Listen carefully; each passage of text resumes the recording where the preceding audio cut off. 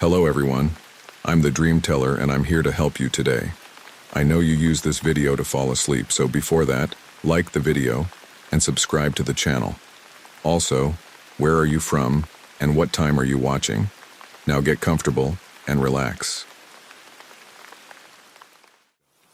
I drove up the narrow road just after sunset, feeling my chest tighten as I looked at the old house on the hill. The front porch light flickered and the wooden steps creaked under my boots. I remember pausing at the threshold and wondering if I should turn back, but I had already made arrangements and part of me felt drawn to the place. The inside smelled like dust and old furniture polish. The previous owner had left a few chairs, a couch, and some odd pieces of decor on the walls. I didn't mind. I wanted peace and quiet, and an isolated hill seemed perfect for that. I spent the first couple of days unpacking my boxes. I placed my clothes in the bedroom closet upstairs, then arranged my books in a small study area next to a single window. That window looked out onto a large slope that ended in a thick cluster of trees. I tried not to focus on how silent everything felt. There were no neighbors and barely any passing cars. I could only hear my own footsteps and the faint hum of the wind outside. On my first night, I sat in the living room with a single lamp on, reviewing some paperwork. At around midnight, I heard something unusual, like a low murmur in the walls. It sounded like a muffled conversation, but I couldn't catch any individual words. My heart thumped in my chest. I stood up, pressing my ear to the wall. The noise stopped. I moved from one corner of the living room to another, trying to find the source. Nothing. I assumed it was the house settling, or maybe an animal outside. My shoulders were tense, but eventually I convinced myself it was nothing to worry about. The next morning, I noticed the large framed painting in the hallway was slightly tilted. I remembered it being straight when I first arrived. I wasn't entirely sure, but it caught my attention anyway. I straightened it and told myself it must have been loose on the nail. I left to buy groceries and some basic cleaning supplies. When I got back, a small table in the foyer was 2 or 3 feet from where it had been before. My stomach felt tight as I checked the floor for scratch marks. I saw a faint line in the dust. It looked like the table had been dragged. I told myself I must have bumped it, although I couldn't remember doing that. I pushed it back into place. That night I tried to sleep early. My bed felt comfortable enough, but around 2 in the morning I woke up to the same muffled voices. This time, they seemed closer. I got up and walked down the upstairs hallway in the dark. My throat felt dry. I heard the voices near the walls again. My heart was pounding hard and my hands were sweaty. I pressed an ear to the wall near the bedroom door. Nothing. It stopped again. I returned to bed, lying awake for at least an hour, listening. The rest of the night stayed quiet, but I couldn't stop thinking about those voices. In the morning, I noticed one of my chairs in the living room was facing the wall. I never put it that way. I found a mirror in the hallway turned backward, as if someone had flipped it. My stomach churned. I checked all the windows and doors to see if there was any sign of forced entry. Everything was locked and secure. I told myself it had to be me. Maybe I was moving things around while distracted or half asleep. Still, I couldn't shake the feeling that something was off. Over the following days, I got more suspicious. Each night, around the same time, I heard those voices in the walls. They sounded faint, like a distant gathering of people speaking in low tones. I tried to record them on my phone, but every time I hit record, the voices vanished. My nerves were on edge, and I found myself pacing the rooms. During the day, I noticed small changes again. Books out of order, a lamp shifted across the table, a throw rug slightly crumpled in the corner. I didn't see or hear anyone else in the house, yet these changes kept appearing. After about a week, a full moon rose. That night, the voices were louder. I was standing in the living room, the moonlight cutting through the windows, giving everything a pale glow. I heard the murmurs in the corner of the room, so I ran there and pressed my hands against the wall. It felt cold. I could hear the low rumble of words I couldn't understand. My mouth went dry. I backed up, feeling a tremor in my legs. Then I glimpsed a flicker of movement by the stairs. It looked like a shadowy figure. I froze. My heart thudded so hard that my ears rang. I took a few steps forward, but the silhouette disappeared around the corner. I moved slowly up the stairs, my breath shaky. The voices grew softer, but I saw another shadow on the landing. It was shaped like a tall person, but I couldn't make out any features. I felt my skin crawl, and I swallowed hard. When I reached out toward it, it slipped into the darkness of the hallway. My hand was shaking so badly that I could hardly keep it steady in front of me. I followed that shadow into the hall, where I only had a small nightlight plugged into the wall. Nothing was there. The hallway was empty. I felt a rush of cold air against my face, though all the windows were shut. I stayed awake until morning, checking each room, each closet, every corner. I found no one, but I felt this clenching in my stomach that wouldn't go away. I had trouble focusing on anything else. I tried turning on the TV for distraction, but the cable wasn't connected yet, so all I got was static. I moved around the house, wanting to rearrange furniture to see if anything would happen while I stood there. But everything stayed quiet during the day, and I just felt silly. Over the next few nights, I kept a flashlight next to me and walked around whenever the voices started. Every time I tried to pinpoint the sound, it vanished. My nerves were shot. I barely slept, and I'd often find myself in the kitchen at 3 a.m. looking out the window at the moonlit trees. I started noticing more silhouettes on the nights leading up to the next full moon. They would appear at the edge of my vision. Sometimes I saw them slipping around corners. Other times I saw them near the windows, but when I turned on the lights, the room was empty. My hands would shake and I felt a knot in my stomach that made it hard to eat. I tried telling myself the house might have some old plumbing or wiring that caused strange noises.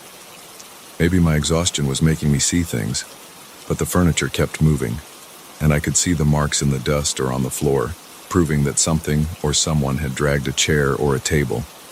I checked the house's history at the local library, but I found nothing. No mention of curses or legends. It was built decades ago, sold a few times, and then stood empty for about 5 years before I bought it. One evening, I decided to push all the furniture to the center of the living room, making one large cluster. That way I could see if anything moved overnight. I also placed small pieces of tape on the walls where I had heard the voices, just to see if they'd fall off or shift. Around midnight, I sat in the dimly lit room with my back against the wall, listening. The voices began again, faint at first, then slowly got louder. It felt like multiple people whispering at once. My throat went tight. I tried to breathe slowly, but my heart hammered in my chest. I stood up, walked to the center of the room, and shined my flashlight on the furniture. One of the chairs was already an inch away from where I had left it. I watched as it shifted a little more, like an invisible hand was nudging it. I felt a burst of cold sweat on my forehead. I took a step back, shining the light in every corner. Nothing else moved, but the voices kept going. I yelled, "Who's there?" My voice sounded weak and shaky in the empty space. The voices stopped instantly, leaving me with only the sound of my own heartbeat. I rushed to the staircase, thinking maybe I'd catch whoever was doing this, but there was no one. On the landing, I saw a silhouette again. This time it seemed to watch me. My skin prickled and I couldn't move at first. My hands started shaking, and I felt my face getting hot. I gathered enough courage to switch on the hallway light. The silhouette was gone. I ran to the spot where I saw it, but found nothing. The tape on the wall in the hall hadn't moved, and the door to the guest room was still closed. I had no explanation. When morning came, I saw the furniture in the living room was scattered again. A painting in the hallway was flipped upside down. I felt so uneasy that I considered leaving for a few days, maybe staying in a hotel. But a stubborn part of me refused to let this house get the better of me. I spent most of the day cleaning, scrubbing the floors, dusting every surface. I wanted to see if cleaning it up would help me notice any fresh footprints or handprints. I found nothing unusual. By afternoon, I was so exhausted that I dozed off on the couch, only to wake up at nightfall with a jolt. The house was dark, and I felt that same heaviness in the air. I walked through the rooms, turning on every light, but I still felt like someone was watching me. I peeked out the windows at the moonlit yard. Trees swayed in the breeze and the night sky looked clear. Then I heard a sudden thud upstairs. I grabbed my flashlight and took the stairs 2 at a time. My breathing was loud in my ears, and my palms were slick with sweat. I looked around the bedroom, the closet, the bathroom. Nothing. Then I noticed the door to the attic, which I had never explored. It was slightly ajar. I stepped into the attic, shining my flashlight around. Old boxes, dusty furniture, cobwebs. The air felt stale and cold. I moved slowly, feeling the floorboards creak under my weight. I saw a shape near the far corner. My heart pounded, and I raised the flashlight. It was just an old coat draped over a chair. I exhaled and shook my head. But then I heard a whisper right behind me, close to my ear. It sent a chill through my entire body. I spun around, shining the flashlight in all directions. Nothing there. I hurried out of the attic, slamming the door behind me. Back in the hallway, my legs felt weak. I had to lean against the wall to steady myself. The voices started again, their low murmurs spreading through the house. They sounded closer, echoing through the corridors. My hands shook so bad that I almost dropped the flashlight. I managed to make it downstairs. The living room lights flickered. I thought they might go out, so I stood next to the switch in case I needed to flip the breaker. But they stayed on, buzzing slightly. The shadows in the corners seemed to move. I was sure I saw 2 silhouettes near the window. I kept my eyes on them, heart racing, but they vanished. I decided I had reached my limit for that night. I locked myself in the bedroom, turned on every light, and sat on the bed with the covers over my legs, waiting. I felt queasy and shaky, and my mouth was dry. The voices faded sometime around dawn. I cracked open the window to let in some fresh air, then forced myself to drink a glass of water. My body was stiff, and my heart felt like it had been pounding for hours. The next day, I tried to ignore my fear. I checked outside for footprints or any sign that someone was messing with me. I found only my own tracks. I looked around the yard and saw nothing out of the ordinary. The isolation of this place weighed on me. I stood on the porch, staring at the distant road. No cars passed. I felt alone, exposed. I tried to come up with logical explanations. Maybe an intruder was hiding somewhere. Maybe I was having a mental breakdown. But I couldn't decide which was worse, an invisible intruder or the possibility that I was losing my mind. As the next full moon approached, I noticed a cycle. The voices got louder, the silhouettes appeared more frequently, and the furniture moved around in ways that defied reason. It was like the house came alive at night. I could feel the walls almost hum with energy. My heart would pound and my mind would race. I started keeping a notebook, jotting down the times I heard the voices, the locations where I saw the silhouettes, and the items that had moved. Despite all this, I had no solid proof. Everything sounded crazy when I read it back to myself. One evening, I sat in the living room, lights on, and stared at the walls. I felt the hair on my arms stand up. The voices started again, low and steady. I stood up slowly, trying not to make a sound, and pressed my palm against the nearest wall. The vibration felt faint, but it was there. My heart pounded in my ears. Then, out of the corner of my eye, I saw a dark figure in the doorway. I turned to face it, and it moved deeper into the room. My stomach lurched. I stepped back, and it stopped. I was too terrified to speak. After a few seconds, it drifted toward the hallway, dissolving into the shadows. I couldn't understand how something could appear so solid and then vanish like that. I checked the clock. Midnight. The voices surged again, filling my head with a low, incomprehensible chatter.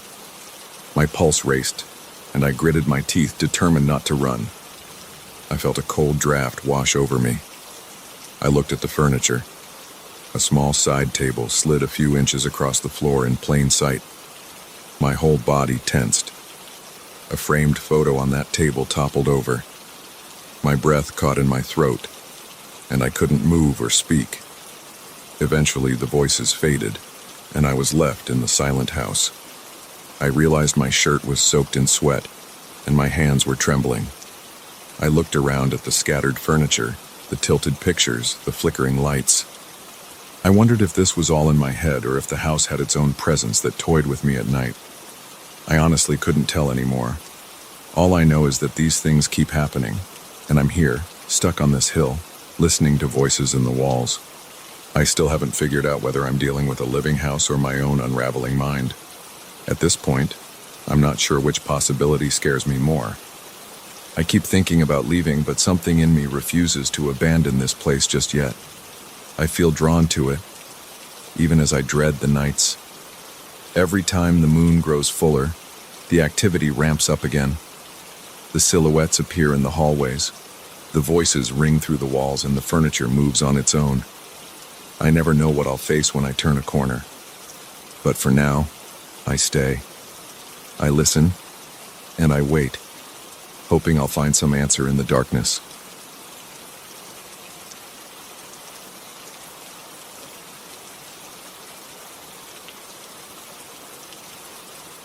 I still remember how the stale smell of mold hit me when I stepped into that abandoned building.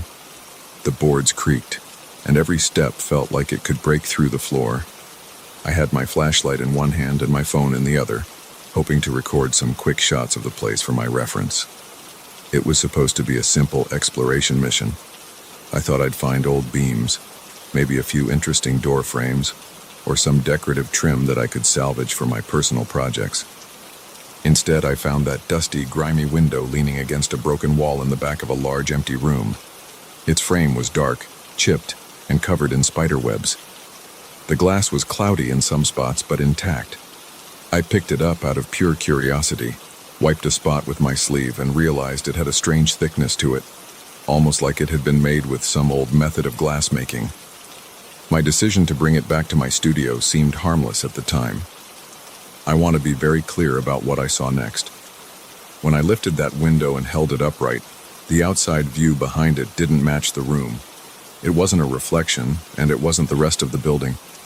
It looked like a field at dusk, with pale light across a flat landscape. At first, I thought I was looking at some kind of illusion caused by the dirt on the glass. But I moved the window around, trying different angles, and that same field stayed in view. It was weird, but it looked faint, like a hazy image that hovered just behind the glass. I didn't feel scared at that moment, just confused and a little intrigued. I assumed it was some unusual optical trick from the failing sunlight coming in through a crack in the wall. So I carried the window out of the building and loaded it in the back of my truck. When I got home, I left the window by the door of my small workshop. I have a separate studio room where I keep my drafting table and old architectural models. The workshop is attached to that space by a short hallway. That night, I planned to clean and restore the window. But I was exhausted from the day, and it was already late. So I just leaned it against the wall and went to bed. I didn't notice anything unusual at that time. The next morning, I woke up, ate a quick breakfast, and headed to my workshop. I turned on the overhead light, walked over to the window, and started wiping it with warm water and mild soap. The grime came off in gray streaks. Little by little, more of the glass became clear. Then I noticed something that made me pause. It wasn't just that same field behind the glass, it seemed brighter, like morning light in that other scene. I leaned in closer. I saw a few distant trees in that field. They almost looked real, but slightly dull in color. There were no buildings or roads, just a flat, open expanse. I felt a flutter in my chest, that quick pulse you get when you realize something's off. I put down the rag. I blinked a few times, trying to see if my vision was playing tricks. I tapped the glass. I even touched the backside of the frame. I expected to find some hidden panel or something that could produce an image. But there was nothing. Just old wood, splinters and nails. The front of the glass was cold to the touch, even though my workshop was fairly warm. That didn't make sense. I tried turning the window around to see if the strange view would vanish, but it stayed there, always in the glass, no matter how I placed it. I felt uneasy. I decided to lean it against the far wall and walk away from it for a bit. Maybe I could get some fresh air and return later. But curiosity pulled me back in after just a few minutes. I approached the window again and stared through it. Now I saw a dark figure standing far away in that field. I couldn't see any features, just a shape of a person, tall and still. My stomach tightened, and I stepped back. I told myself it was probably my own reflection playing tricks, but it didn't move the same way I did. And whenever I shifted to the side, the figure remained in the same distant spot. I got up close, trying to see if I could make out details on this figure, but it just stood there like a silhouette against the pale horizon. I decided to leave the workshop for the day. I locked the door behind me and tried to focus on other tasks. I have a few ongoing projects, and I spent most of my afternoon reviewing blueprints in my home office. But I couldn't stop thinking about that window. I didn't know if I should call someone, maybe a friend, to check it out. But I felt embarrassed about how irrational it all sounded. A window showing a different place. It's crazy. I kept telling myself it had to be some complicated reflection or some effect caused by the old glass. That night, I couldn't shake the sense of unease. My hallway light flickered once. I thought maybe the bulb was going out. I replaced it, but it kept flickering. When I walked past the workshop door, I felt a slight chill coming from under the gap. The entire rest of the house felt normal. I decided to take a quick peek. I flipped on the workshop light. The window was still leaning against the wall. The figure was gone, and the field looked darker, more like evening again. I forced myself to ignore it and headed to bed. My sleep was restless, filled with half-awake moments where I imagined that tall figure standing in my room. The next morning, I woke up determined to get rid of that thing, or at least store it somewhere out of sight. I ate breakfast quickly and marched into the workshop with a roll of thick fabric. I planned to wrap the window so I wouldn't have to see that strange field anymore. My plan was simple. Cover it, maybe nail some boards over the glass, and then put it in a storage closet. But as soon as I started draping the fabric over the frame, I felt a heavy sensation in my chest. The air felt colder. My hands shook a little, but I kept at it, pressing the cloth against the glass. Right when the cloth touched the pane, I heard a faint tapping sound. It was soft, like something gently knocking on glass from the other side. I froze. The tapping continued for a few more seconds, then stopped. My throat felt tight. I yanked the cloth away and took a step back. The field was still there, dim and empty. There was no one visible in it. But that tapping felt real. I wrapped the fabric more carefully, trying to ignore the chill on my arms. Once the glass was completely covered, I carried the window to a corner. I slid it into an old wardrobe that I use for storing random junk, and I closed the doors. I stood there for a moment, waiting to hear if anything would happen. Nothing did. I left the workshop and locked it. I tried to calm down by doing some routine tasks around the house. I cleaned the kitchen, organized some tools, and answered a few emails. In the back of my mind, I felt relief that I didn't have to look at that strange window anymore. But my sense of relief didn't last long. In the late afternoon, I went to the bathroom to wash my hands. I leaned over the sink and glanced up at the mirror. At first, I just saw my tired face and the usual background. Then, in the corner of the reflection, I noticed movement behind me. My heart raced. I whipped my head around, but nothing was there. I looked back at the mirror and saw a faint shape, almost the same tall silhouette I had seen in the window. It stood in the hallway behind me, motionless. I backed away from the sink, turned around again, and the hallway was empty. I felt my palms sweating. My breathing was shallow. I could sense my pulse in my neck. The figure in the mirror didn't appear again when I checked the reflection a second time, but I left the bathroom light on and shut the door. I felt like I was going to lose it if I saw that shape again. That evening, I noticed flickers in the windows of my house, like small flashes of light that shouldn't be there. I was scared to look too closely. I tried watching some TV to calm my nerves, but every reflection on the screen's surface made me jump. I started seeing outlines and movement at the edges of my vision. My living room was quiet, but each small sound, like the fridge humming or the clock ticking, seemed louder and more threatening than usual. I knew I couldn't just pretend nothing was wrong. I decided to go back into the workshop, pull the window out, and examine it one more time. Maybe destroying it was the only option. I walked in, turned on the light, and approached the wardrobe where I had stored the window. The doors were still closed. I pulled them open, expecting the window to be exactly how I left it. But the cloth was partially pulled off, like someone had tugged it down. Part of the glass was visible. I stared at the dark surface. The field was there, but it was nighttime now in that strange place with a dim glow on the horizon. I noticed several silhouettes spread out across the landscape.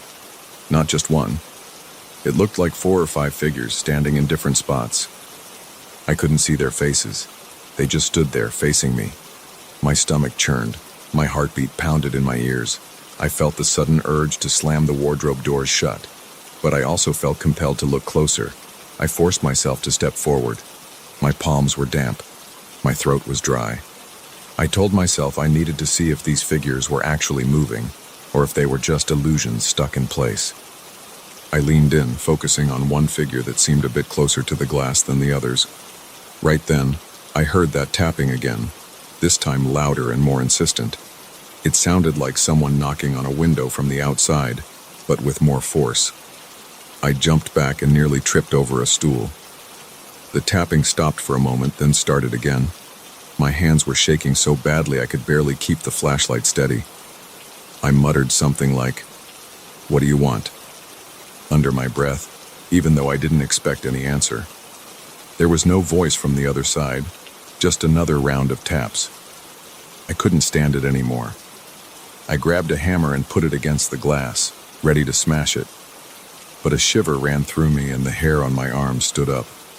I felt a strong sense that if I broke that glass, something worse might happen. I held the hammer there, my arm tense, but I couldn't follow through. It was like a part of me believed that once the window broke, whatever was behind it could slip out or something along those lines. I know that sounds irrational, but I couldn't dismiss the feeling. So I lowered the hammer, set it aside, and pulled the cloth back over the glass. I slid the wardrobe doors shut, locked them with a small padlock, and staggered back out of the workshop. My head was throbbing. My breathing was fast. I felt a dryness in my mouth and a metallic taste on my tongue. Once I got back into the main part of the house, I checked every reflective surface I could think of. The bathroom mirror was clear. The windows showed my own yard outside. The TV screen reflected just the furniture. I tried to relax, but every slight reflection still made me nervous. I realized I couldn't keep living like this. I decided to call a friend to come over, not to explain everything in detail, but just to have someone around. I made the call, but no one answered. I sent a text. While waiting for a reply, I paced around the kitchen. My friend eventually messaged back that they were busy. I didn't push the issue. I felt silly telling them, "I think I have a haunted window in my workshop." So I spent that night alone, checking the locks, keeping the lights on, and avoiding mirrors. At around midnight, I got up to get a glass of water. I walked by a small decorative mirror in the hallway. I saw something shift in the reflection, but I kept walking. My nerves were shot. I couldn't deal with it anymore. I tried to sleep on the couch, where I could keep an eye on the hallway. I dozed off at some point, but every small noise stirred me awake. At one point, I heard the distinct sound of glass rattling. It was distant, like it came from the workshop. My pulse sped up, but I convinced myself I was half dreaming. I didn't get up to check, and the sound eventually stopped. In the morning, I mustered the courage to head straight to the workshop. I opened the door and saw the wardrobe still locked. I didn't hear any tapping this time. The air felt less tense. I unlocked the doors, trying to confirm that the cloth was still in place. It was. I moved it aside just enough to peek through the glass. The field was dimly lit, maybe dawn in that strange place. I saw one figure standing closer than before. I swear I could make out a dark outline of shoulders and a head facing me. I felt a spike of panic. I left the cloth on and closed the wardrobe doors. I realized I couldn't stay in the same building as that thing anymore. I needed a plan to remove it entirely. But I couldn't just dump it in a trash heap and walk away. Something in me was terrified of letting it out into the world. At the same time, I couldn't keep it here. I decided to board up the wardrobe, hammering planks across the front so it wouldn't open easily. Then I left the workshop. The boards don't look good, and it's not a permanent solution, but it's the best I can do right now. I spent the rest of the day trying to distract myself by cleaning up the yard and organizing my garage. Every time I glanced toward the workshop door, I felt a rush of cold dread in my stomach. I'm still in that situation. I haven't seen any more silhouettes in my mirrors or windows since I locked and boarded the wardrobe. The rest of the house has been quiet, with no flickers or strange reflections. But I don't feel safe. I keep expecting to hear knocking or see movement out of the corner of my eye.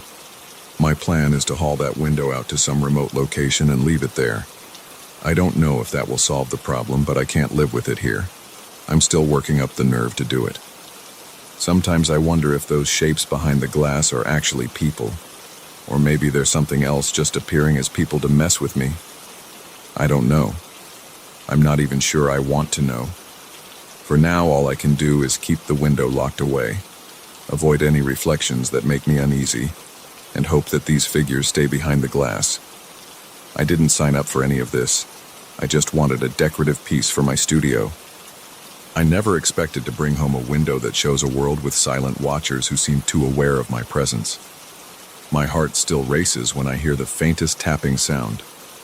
I can't even be sure if I'm imagining it sometimes or if it's really coming from inside that wardrobe.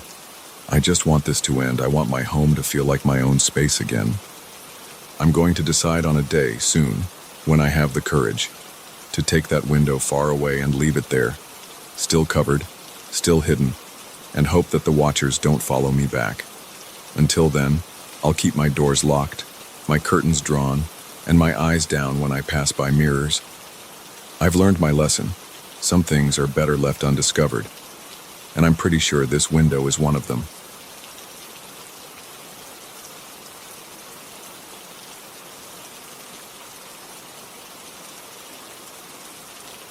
Last week I decided to remodel the basement because the floorboards were rotting around the edges, and the walls had started to show a few cracks.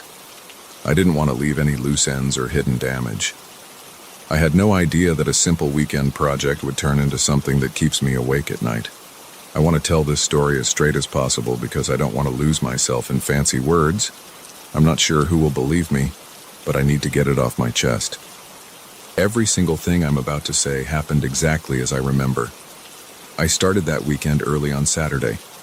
I carried a large crowbar, a flashlight, and a box of tools down the basement stairs.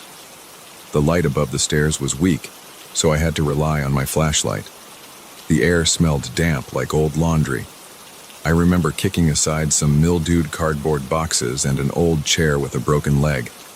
At first, I thought everything would go smoothly. I planned to remove the old floorboards, check the beams, and then lay down new plywood. Simple stuff.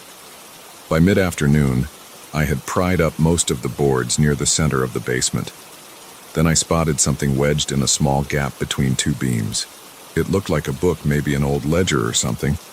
Dust covered the spine. I pulled it out carefully so I wouldn't damage it. It was a small diary with a worn cloth cover and a rusted metal clasp. The clasp was already broken, so I flipped it open right away. It didn't look like any diary I'd ever seen.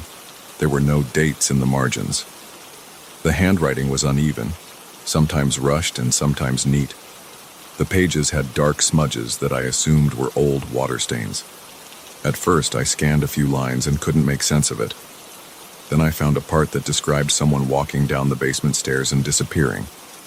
The entry was straightforward, like a list of details. He came down with a lantern and the light flickered. Then he wasn't there anymore. I felt a sudden chill in my arms. I held the diary closer to my face and read more. The next entries described more people disappearing. Different days, different details, but always the same basement. No mention of where they went, just that they vanished. There was no mention of blood, no mention of bodies, just empty space where someone used to be. I remember thinking it must be some kind of strange fiction. I set the diary aside and went back to prying up the floor. I told myself I was being stupid for taking it seriously. But after a while, I realized I was listening for something. The basement was too quiet, except for my own breathing and the occasional creak from the house settling. I turned off my flashlight for a second just to see how dark it would be. It was pitch black. I couldn't even see my own hand in front of my face. I turned the flashlight back on right away because something about that darkness made my chest feel tight. I wrapped up around dinner time, carried my tools upstairs, and left the floor half finished. I set the diary on the kitchen counter. While I heated up some leftovers, I flipped through more pages. The entries never named the writer.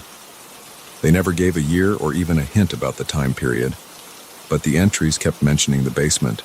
They always talked about hearing something faint, a voice or a whisper that seemed to come from underneath. People would go down to investigate, and then they'd be gone. The writer sounded desperate. They wrote about telling neighbors, telling friends, but no one believed them. Then the entries stopped without any explanation. The last line read, "I hear my name, but I won't go down." That night I slept uneasily. I didn't dream about anything specific, but I kept tossing around, and I'd wake up suddenly, thinking I heard footsteps above me. I'd sit up, look around, and see nothing but the dim outline of my bedroom furniture. By morning, I brushed it off as my own nerves. I told myself the diary was just a creepy story. I had a lot of work to do downstairs, so I pushed away my doubts. On Sunday, I went back down to the basement with fresh energy. I tore out more boards, replaced a few beams, and started to measure for new plywood. Around noon, I took a break and gulped down a bottle of water. That's when I heard a faint sound. At first, I thought it was wind or maybe the pipes. I stood there, not moving, and listened. It was a low whisper. I couldn't make out words, but it had a definite rhythm, like someone repeating the same phrase. My pulse sped up.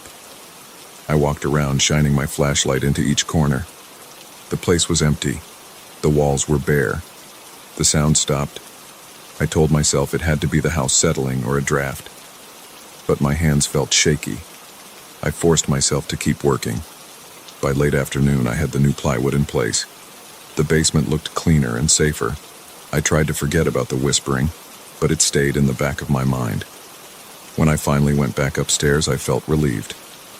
I closed the basement door behind me with more force than necessary and locked it. Then I went to the living room, turned on the TV, and tried to relax. But about an hour later, I heard a soft, scraping sound. It seemed to come from the hallway. I muted the TV and listened. Nothing. I walked over to the basement door. It was open by a couple of inches. I know I locked that door. I remember the click of the lock. I felt a quick rush of panic. My heart pounded. I checked the deadbolt. It was still in the locked position, but the door had swung open anyway. I closed it again, turned the lock a few times to be sure, and stood there for a while. My mouth felt dry. Eventually, I stepped back and tried to calm down. I told myself maybe the lock was old. Maybe it wasn't lining up properly. I tested it a few more times. It seemed fine. I double-checked all my windows, all my outside doors, just to be safe. That night, I went to bed with an uneasy feeling in my gut.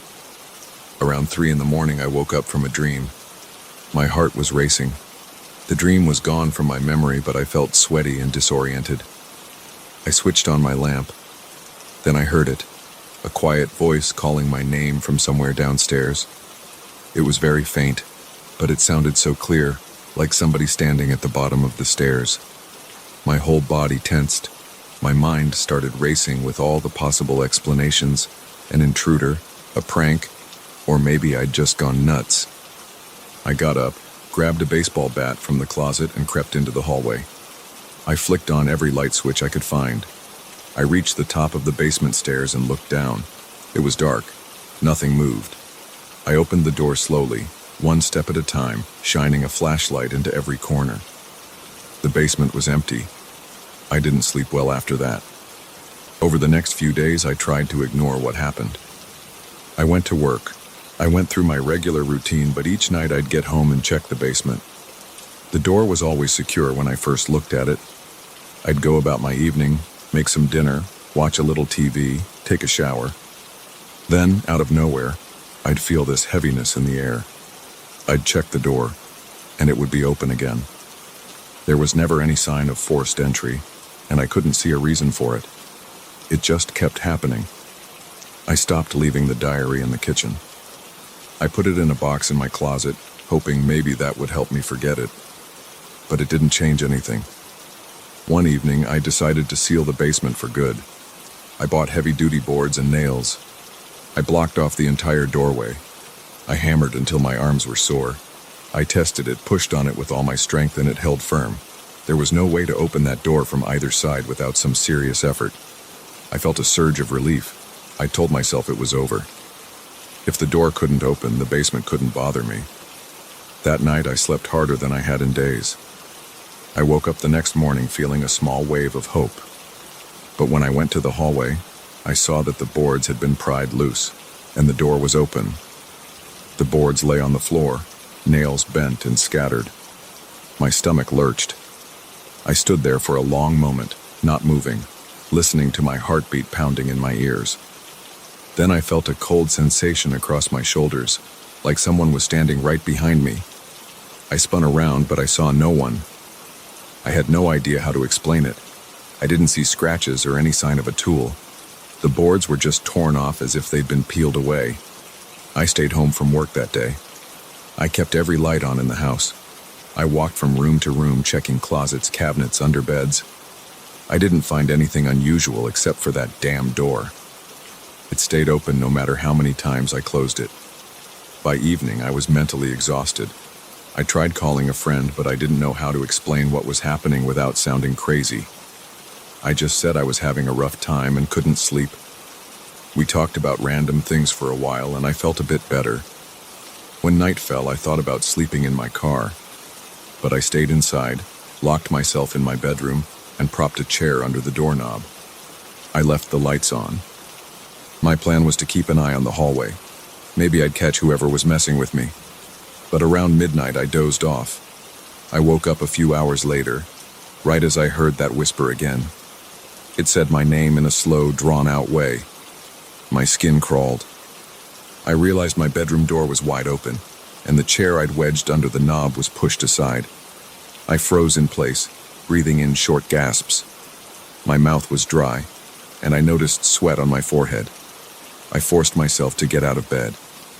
I was shaking all over. I walked into the hallway, flicked the light switch, and saw that the basement door was open. The boards I had used earlier were in a pile again. I could barely think. My heartbeat felt too strong for my chest. All I could focus on was the door, standing there like a black hole. The next thing I did was something I never thought I'd do. I went outside, grabbed some concrete mix, and decided to seal the basement entrance from the hallway side. I spent hours that morning mixing and pouring. I didn't care if it ruined the floor. I just wanted that entrance gone. By the time the sun came up, the doorway was encased in a solid layer of concrete. My entire body ached. My hands were numb, and my back felt stiff. But I felt a shred of relief. I told myself I'd never set foot in that basement again. I planned to hire someone else to take care of it later. I just wanted to block it off and forget. I made some coffee, let out a long sigh, and tried to calm my nerves. When I walked back down the hallway, though, I saw a deep crack across the new concrete. It stretched from one edge to the other, forming a crooked line. I stood there, my eyes fixed on that crack, waiting to see if it would widen right in front of me. It stayed where it was, but I felt no relief. It looked like the thing underneath was already working its way through. The next few days were a blur. I spent a lot of time in the living room, dozing off on the couch with the TV on. I didn't bother checking the hallway anymore. I knew what I'd find if I looked. Every time I passed by that spot, the crack seemed to be a bit larger. I tried to pretend it wasn't happening. I tried to do normal things. I'd go to the grocery store, mow the lawn, talk to neighbors about regular stuff. But whenever I came back inside, I'd feel that chill. The air around the hallway felt stagnant, like a place that hadn't been opened in years. Then I'd see the crack, maybe a little longer or a little wider. At night, I kept hearing that voice. It wasn't loud, but it was so clear. I tried wearing headphones. I tried leaving the TV on all night. But I'd still catch it somewhere in the background, a soft whisper dragging my name out. It didn't threaten me. It just kept calling. I started dreaming about the diary. In my dreams, I'd see the words on the page describing people vanishing. I'd see the lines jump around, repeating the same phrases. He was here, then gone. She was here, then gone. I hear my name, but I won't go down. One morning, I woke up drenched in sweat. My neck felt tense. My heart was pounding so hard I could hear the blood rushing in my ears. I sat up on the couch and stared at the hallway. The door, or what used to be the door, stood there with its concrete barrier cracked wide open. A chunk of concrete had fallen away, revealing a gap. It looked big enough to crawl through. My stomach tightened. I had no idea how that was possible. It made me lightheaded. I got up, but my legs felt weak. I approached it slowly. Cold air drifted out. It smelled stale and damp, like the basement used to smell, only stronger. I stood there, struggling to breathe. I didn't want to go near it, but I felt drawn to it at the same time. My name echoed softly from inside the gap. I could feel my pulse hammering in my temples. My throat was dry and my palms were sweaty. I inched closer.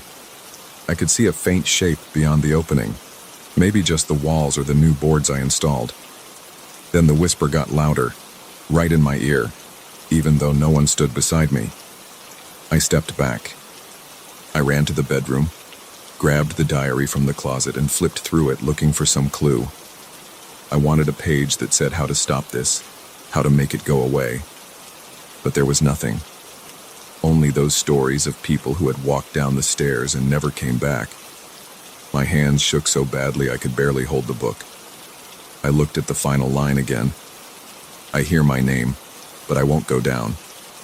The next page was blank, like the writer just stopped. I left the house that day.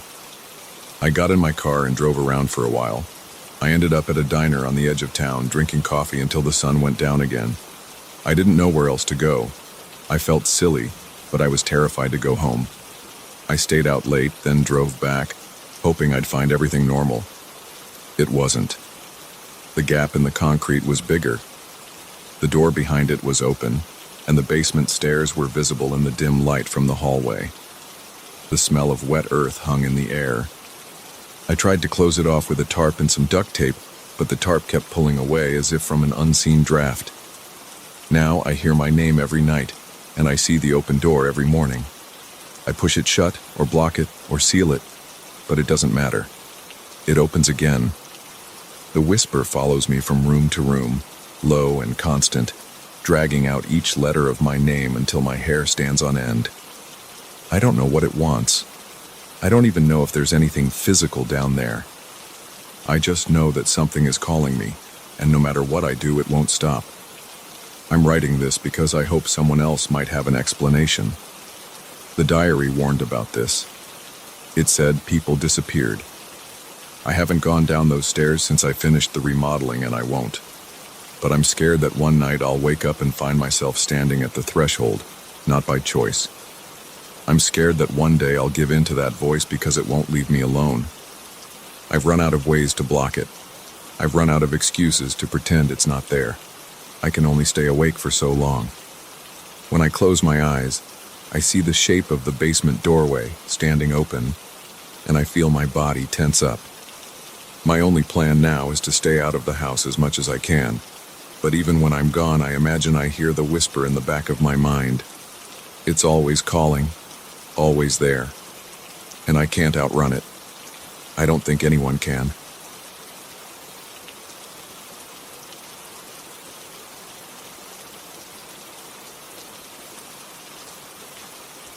I pulled onto the highway that night feeling the rain slam against my windshield.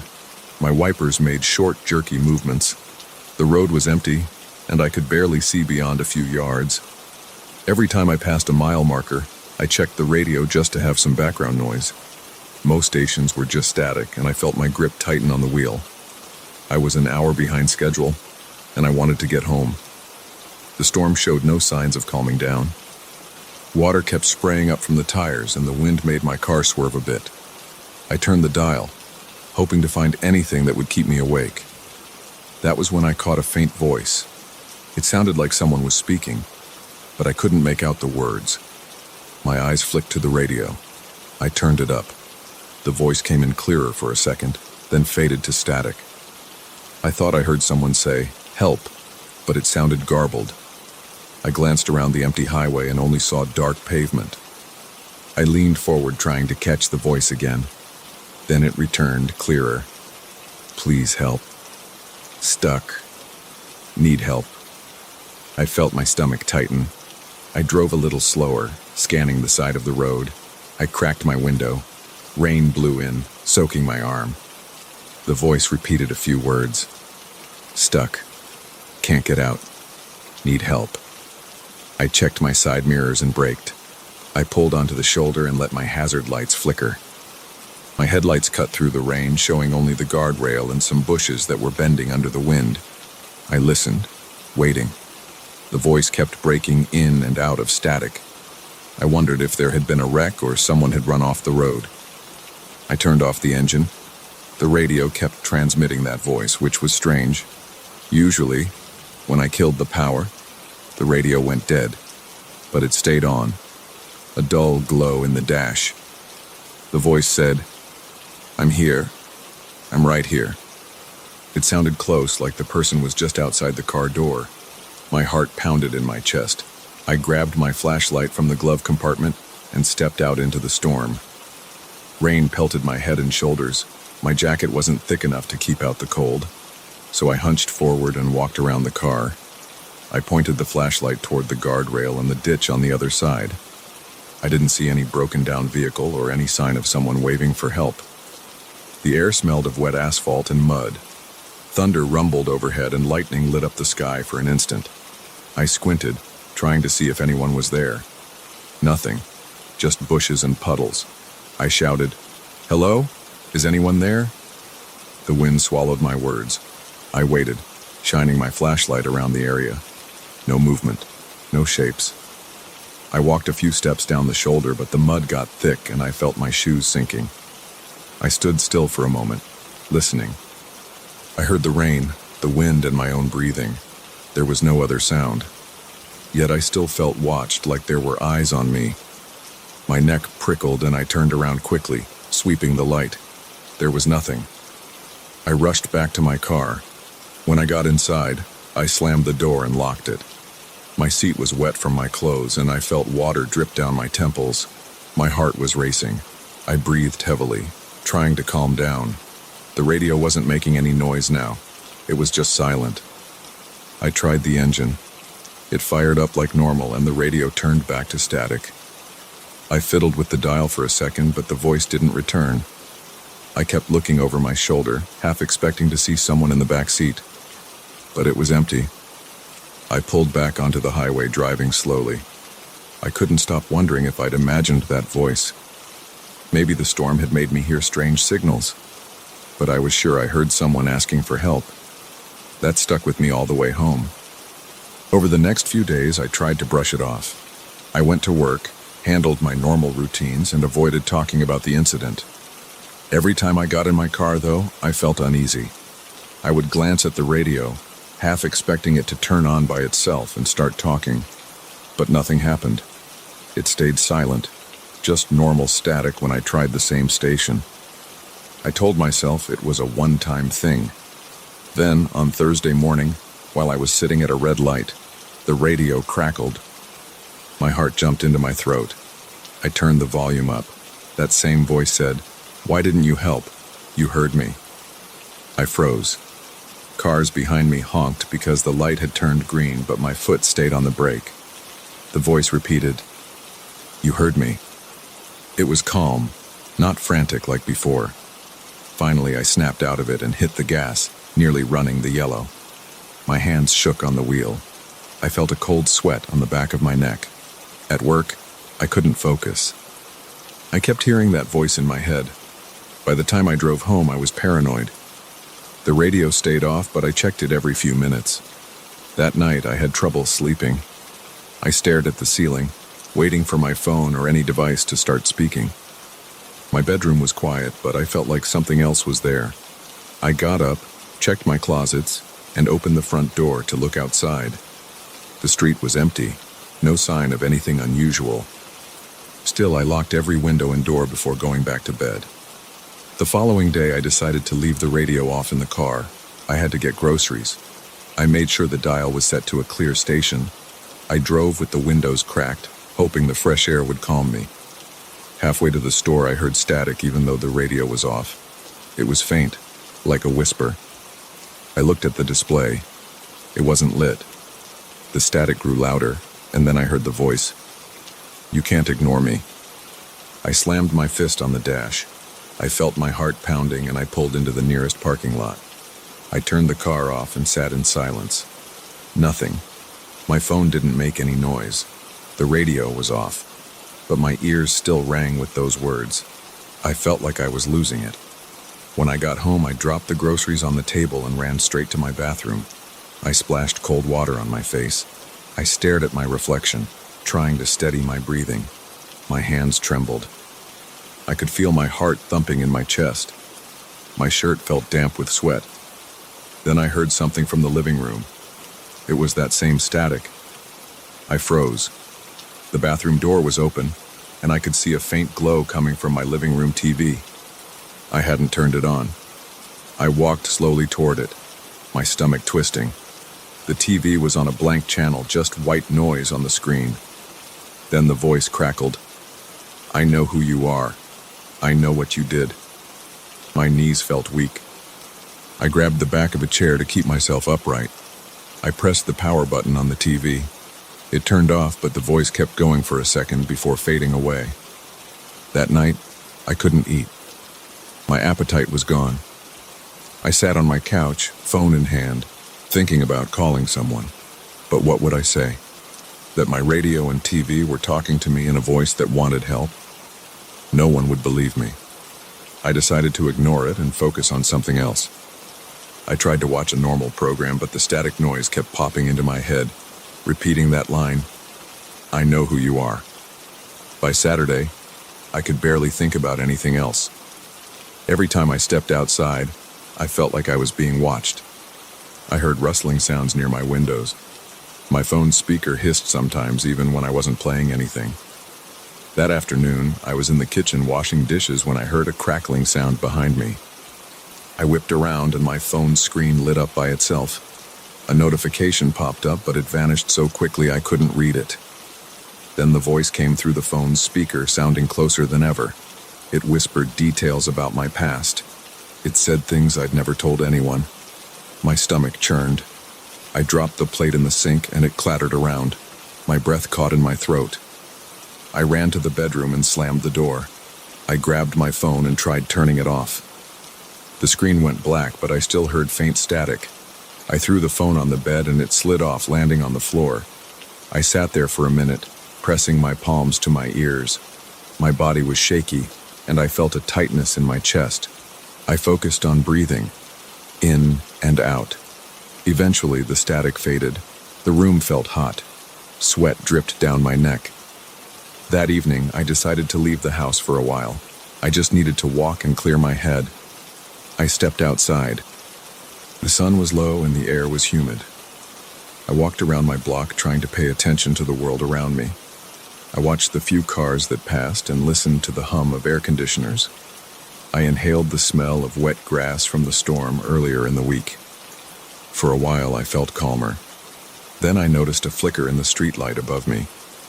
It wasn't even fully dark yet, but the light flickered a few times. I stopped and stared at it. That weird sense of being watched crept back in. I forced myself to keep walking, ignoring the goosebumps that rose on my arms. I returned home just before dark. I checked every lamp, every electronic device, and decided to unplug most of them. I sat on my couch with only a small lamp in the corner. My phone was off and in a drawer. I stared at the walls, listening to the hum of my refrigerator. Hours passed, and I eventually fell asleep there in my clothes. Around midnight, I woke up to the sound of static again. It was coming from behind me. I turned around, heart pounding.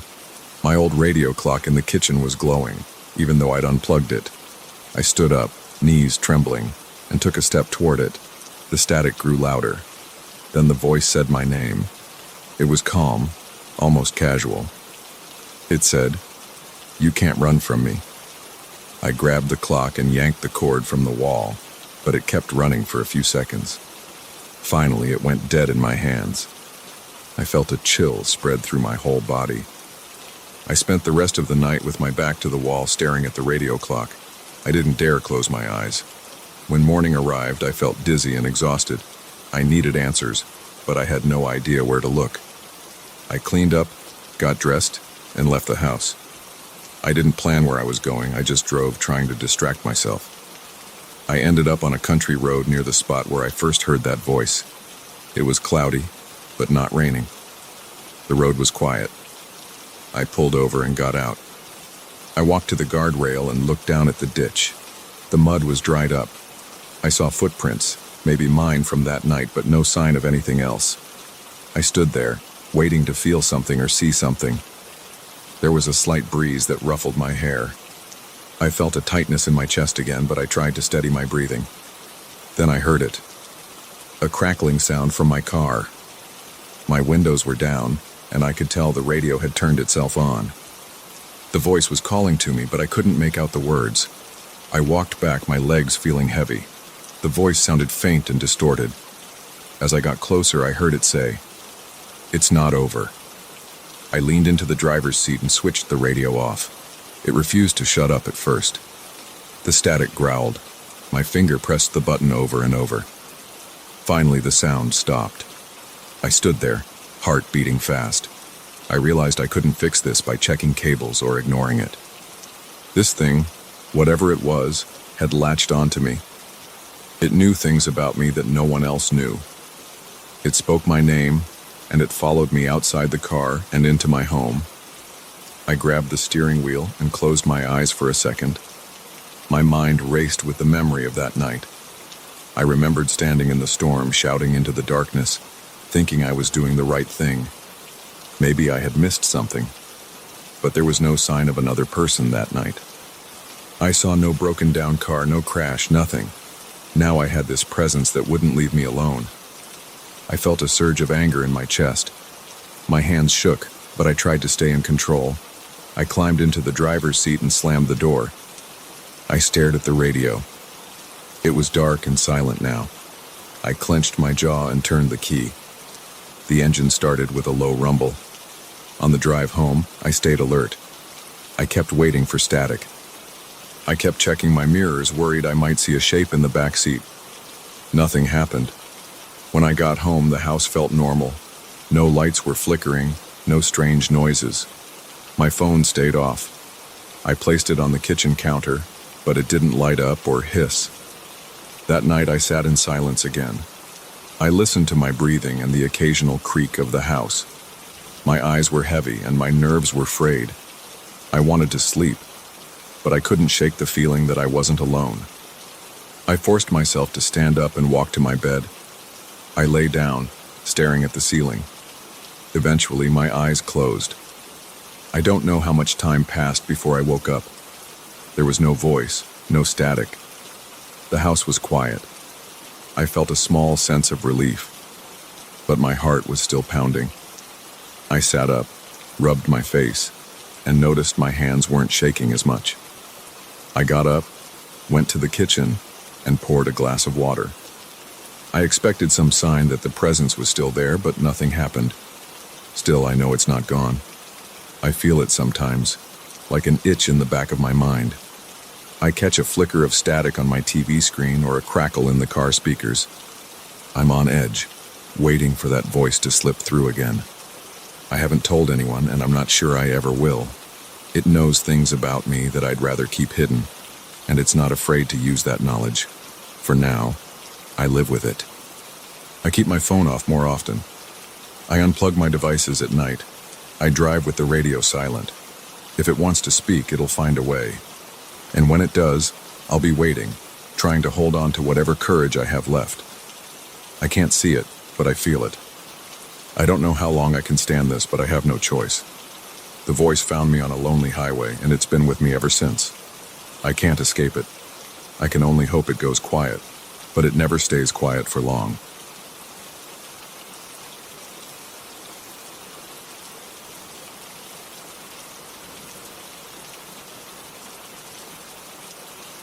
still remember the day I found that mirror.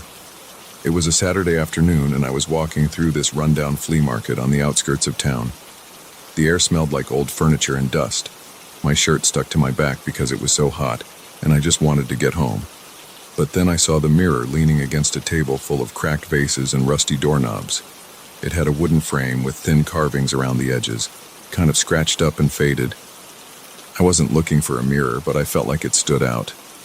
The seller said he'd give it to me for almost nothing. I shrugged and agreed.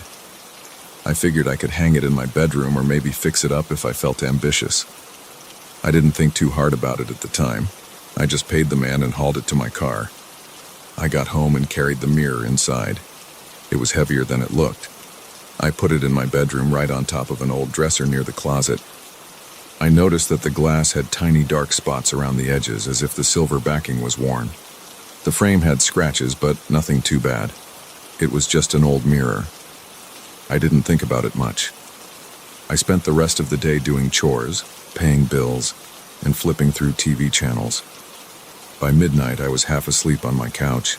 I dragged myself to bed, closed my blinds, and collapsed face down on the mattress. At some point in the middle of the night, I woke up with this strange feeling.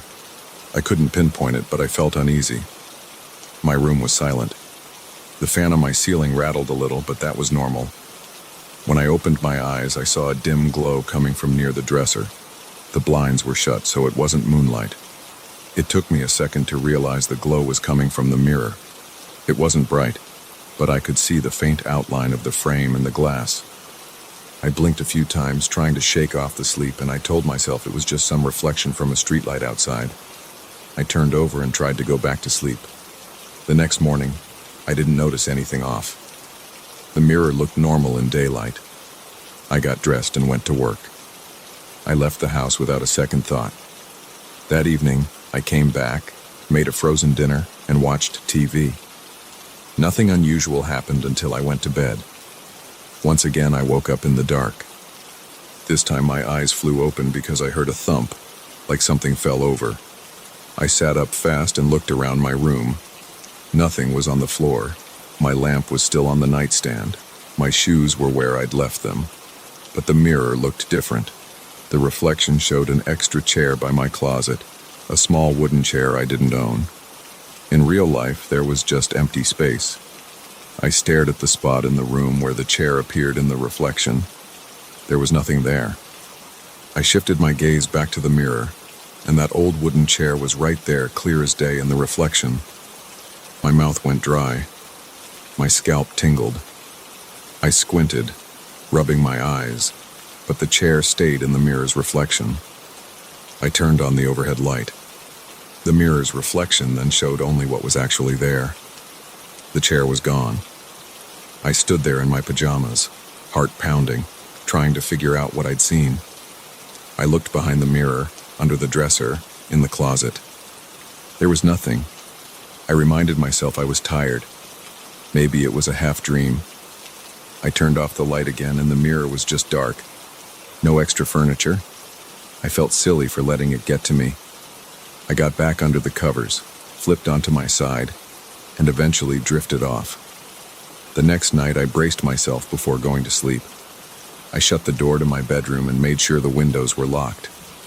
I stared at the mirror a few times, checking if it did anything weird. It just reflected the room like any normal mirror. I flipped off the light, got into bed, and tried to relax. Sometime around 2 in the morning, I woke up shivering. The room felt colder than usual. My arms had goosebumps, and the hairs on my neck stood on end. I looked at the mirror. The reflection showed a door on the wall opposite my bed. That wall has no door in real life. It's just a solid wall. But in the mirror, it looked like a narrow door with old hinges and a rusted handle. The handle was turning like someone was trying to open it. My stomach lurched. I turned on the lamp by my bed, and the door vanished from the mirror. There was only the normal reflection of the wall with my poster and a tall bookshelf. I sat up, breathing fast. I felt sweat breaking out under my arms. I got out of bed and walked across the room to touch the wall. It was solid drywall. No hidden door, no handle. The mirror's reflection had gone back to normal under the lamplight. I couldn't sleep after that. I just sat in bed staring at the mirror. Every time I started to drift off, I'd jerk awake again, convinced I heard faint knocking or some kind of scraping sound. By dawn, my eyes burned and my body felt shaky. I decided I couldn't take it anymore. I yanked the mirror off the dresser and dragged it to the garage.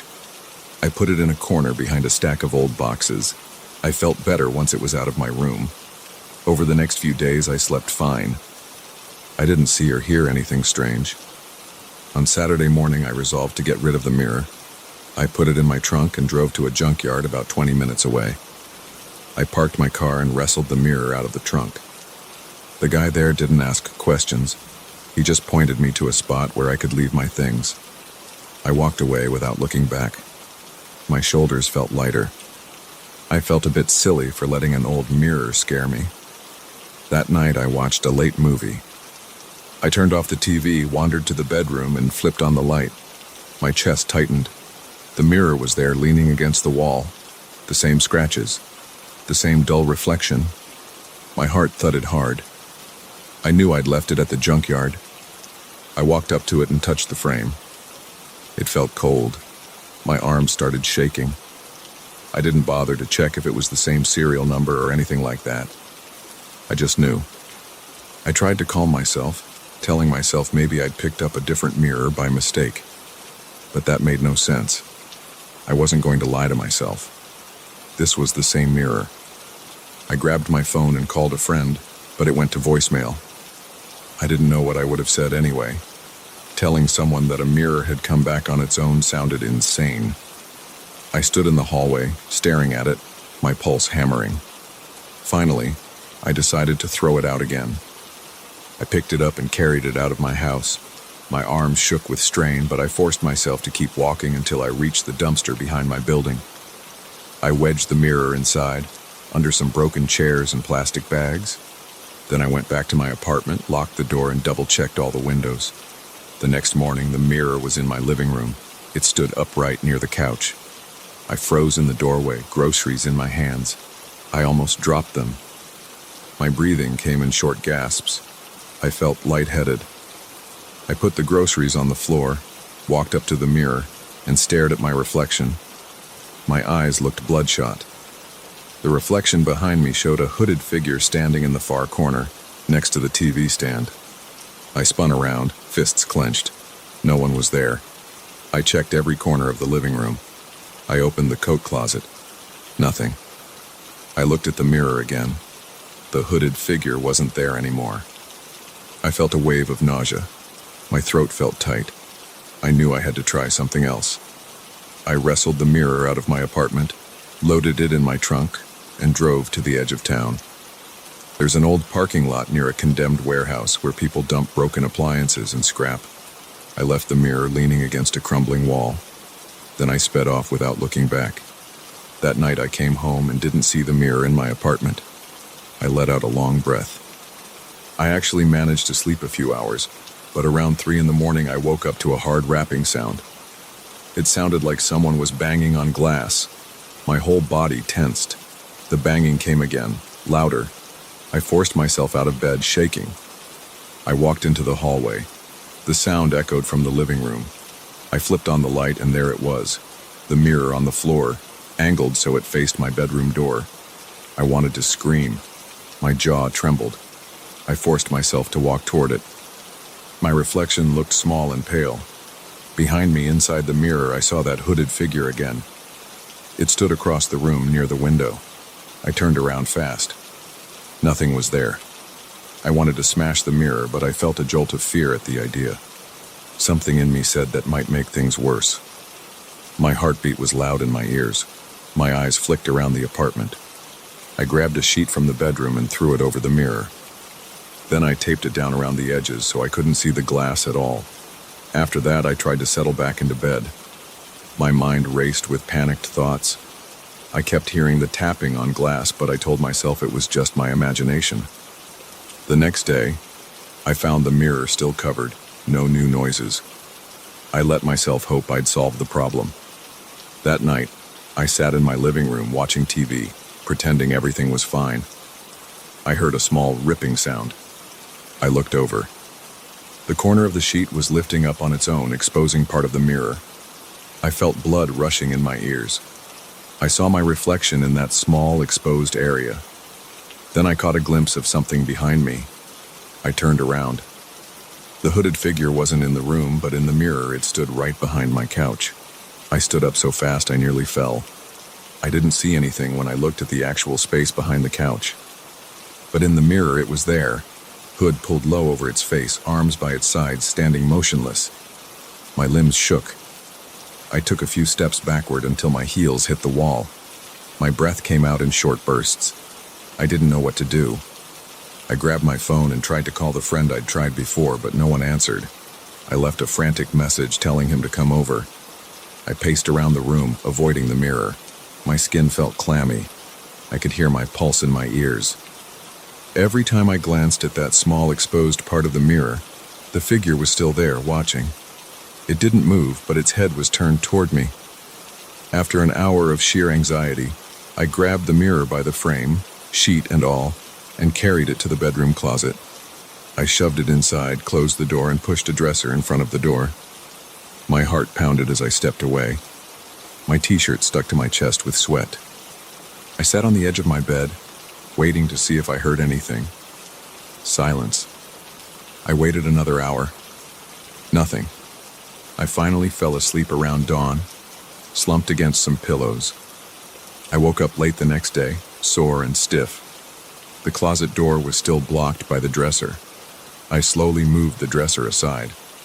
I opened the closet door a crack. The mirror was still in there. The sheet was partially off, revealing half the glass. I couldn't see that hooded figure in the reflection. I placed the dresser back against the door and decided I'd leave it there for now. Over the next week, I kept that closet closed. I heard scraping sounds at night sometimes, but I tried to ignore them. I kept telling myself it couldn't hurt me if I didn't look. I hoped maybe it would vanish on its own, or that I'd figure out a way to get rid of it for good. By Friday, I'd had enough. I drove around town until I found a pawn shop that took old furniture and antiques. I didn't ask questions about their policies. I just wanted to hand the mirror over and never see it again. I went home, got the mirror from the closet, carried it out to my car, and drove to that pawn shop. The owner gave me a questioning look, but I said I just needed to sell it cheap. He nodded, gave me a few bills, and wrote up a receipt. I left before he could change his mind. When I got home, my stomach was in knots, but I didn't see the mirror anywhere. I felt a deep sense of relief wash over me. That night I slept without interruptions. No knocking, no weird chair in the corner, no hidden door, no hooded figure. The next morning I woke up rested. I ate breakfast, tidied up the living room, and felt almost normal again. It stayed that way for 3 nights. On the 4th day, I came home from work and found the mirror leaning against my kitchen counter. My knees almost gave out. The frame looked exactly the same, down to the worn carvings. There was a faint light bouncing off the glass, making the reflection of the kitchen look too sharp. I let out a shaky breath. The mirror was back again. My mind reeled. I had sold it.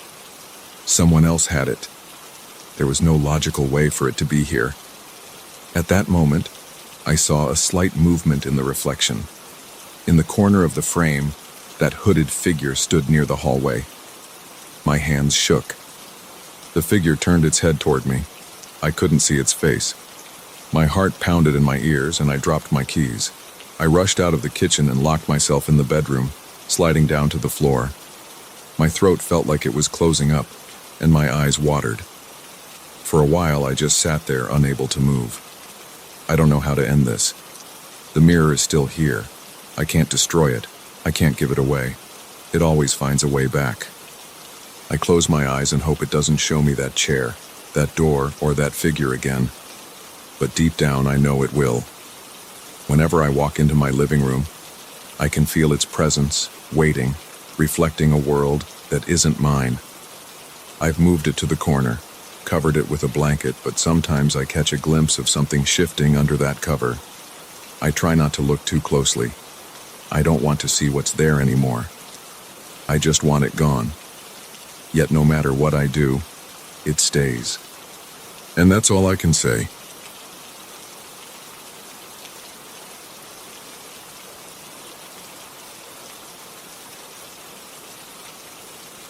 I still remember the dull ache in my legs when I first stepped off the bus.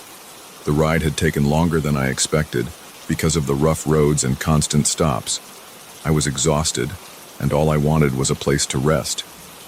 The driver pointed to a narrow dirt path that led toward a cluster of old buildings. I followed his directions with my backpack slung over one shoulder, feeling the cold wind brush against my face. I saw a wooden sign ahead that read, Valley Ridge Inn. The paint was chipping and the letters were crooked. I had a strange feeling in my stomach, but I assumed it was just the hunger and fatigue.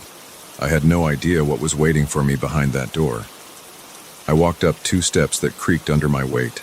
The front of the inn looked like it had been put together with spare lumber. I pushed the door open, and a small bell jingled above my head. Inside, a middle-aged man stood behind a makeshift counter. He wore a flannel shirt with sleeves rolled to his elbows. His eyes moved over me for a moment, and then he smiled. His wife appeared from a back room, wiping her hands on an apron. She nodded at me and asked if I was looking for a room. I said yes. They told me they had plenty of vacancies. The lobby was just a small area with a few chairs and a hallway leading to the rooms. The walls were a dull gray, and the floorboards squeaked under my boots. The man handed me a key with a wooden tag. The number 3 was carved into it with shaky lines. He said my room was at the end of the hall on the right. I paid for a couple of nights in advance and thanked him. He told me they didn't get many travelers, so I could expect a quiet stay. I felt relieved because I was desperate for rest. When I got to my room, I noticed the door had a rusty doorknob. I turned it slowly, and the door stuck for a second before it swung open. The room was small, with a single bed pushed against one wall and a small table near the window. There was a worn-out chair in the corner, and a single overhead bulb cast a pale light across the plain walls. I put my backpack on the floor and sat on the bed. The mattress sagged a bit, but I didn't mind. I was too tired to complain. I decided to unpack a few items. I set my wallet on the table, placed my phone next to it, and leaned my small travel mirror against the wall. I kicked off my boots and rubbed my feet. The room was chilly, so I got up to check if there was a heater or something similar.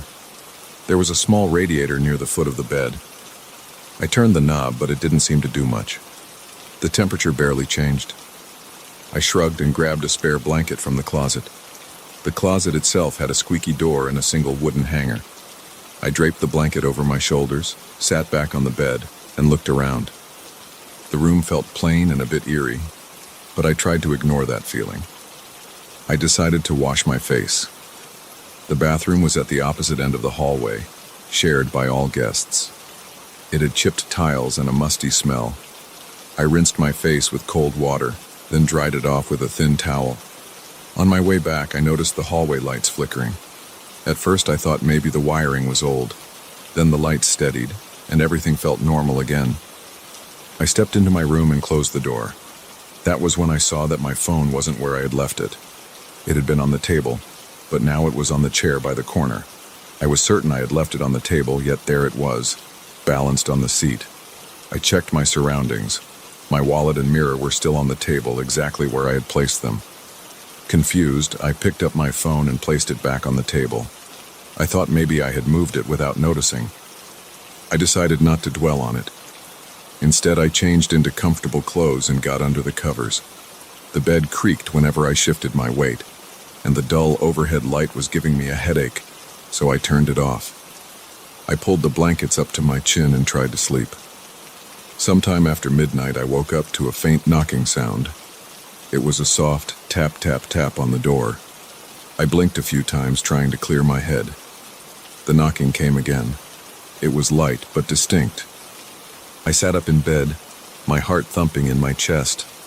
I listened for a voice or footsteps in the hallway. I heard nothing except the wind outside.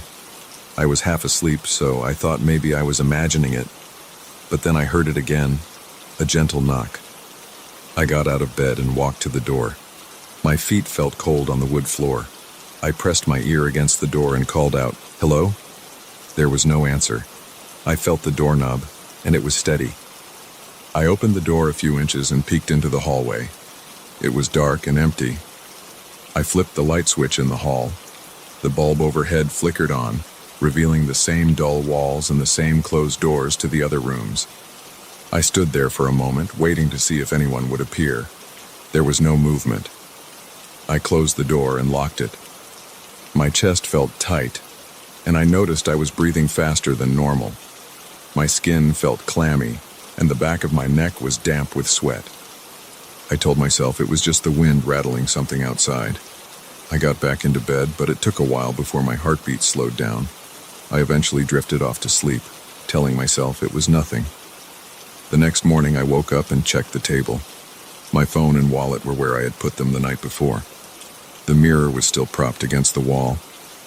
I thought about the soft knocking and felt uneasy. I decided to go downstairs and get some breakfast, or at least a cup of coffee. When I stepped into the lobby, I saw the couple who ran the place. The husband was reading a newspaper at the counter, and the wife was in a small kitchen area to the side. They greeted me politely. I asked them if there were other guests staying at the inn. They shook their heads and said I was the only one. I mentioned the knocking I heard, hoping they would tell me someone else had arrived late. But they insisted I was the only guest who had checked in that week. The husband told me the building was old, and sometimes the pipes made strange noises. He said the wind could cause shutters to rattle. He seemed calm, and his explanation sounded logical. But I couldn't shake the uneasy feeling. I ate a simple breakfast of toast and coffee. The coffee tasted a bit stale, but it warmed me up. Afterward, I decided to explore the village. The streets were narrow and the houses looked old. Some had broken windows or chipped paint. I saw a small convenience store, a post office, and a boarded-up shop. The air smelled like wet soil and wood smoke. People seemed wary of me. A few nodded in my direction, but most kept to themselves. I walked around for a few hours, then returned to the inn in the late afternoon. When I got back to my room, I noticed something odd right away. The travel mirror I had set on the table was now on the windowsill. I had not moved it. My wallet was still on the table, but it was flipped open. My phone was in my pocket because I had taken it with me, so that wasn't disturbed. I stood there staring at the mirror for a minute. My mind raced.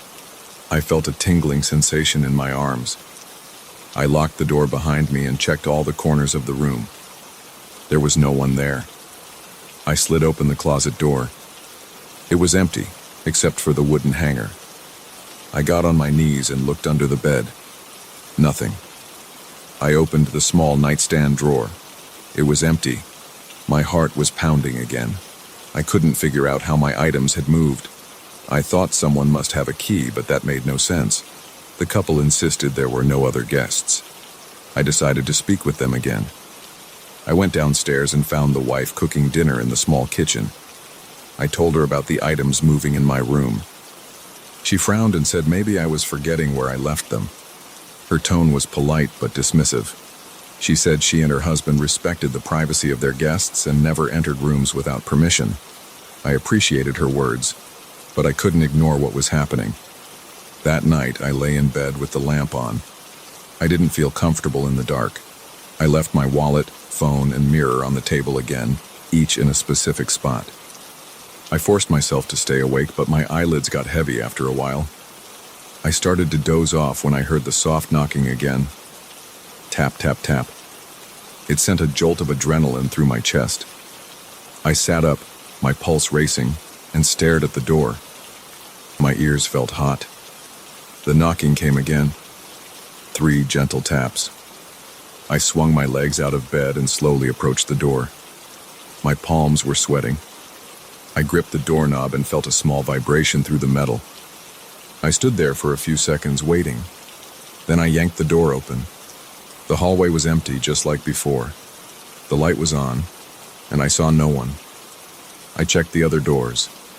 Rooms 1 and 2 were closed, and the rest were unoccupied. The hallway led straight to the lobby, but I didn't see any movement there. I felt a chill on the back of my neck. I went back into my room, locked the door again, and turned on every light I could find. I checked my belongings on the table. My phone was now angled differently. It faced the edge of the table as if someone had picked it up and put it down again. My wallet was closed, but it was shifted an inch to the left.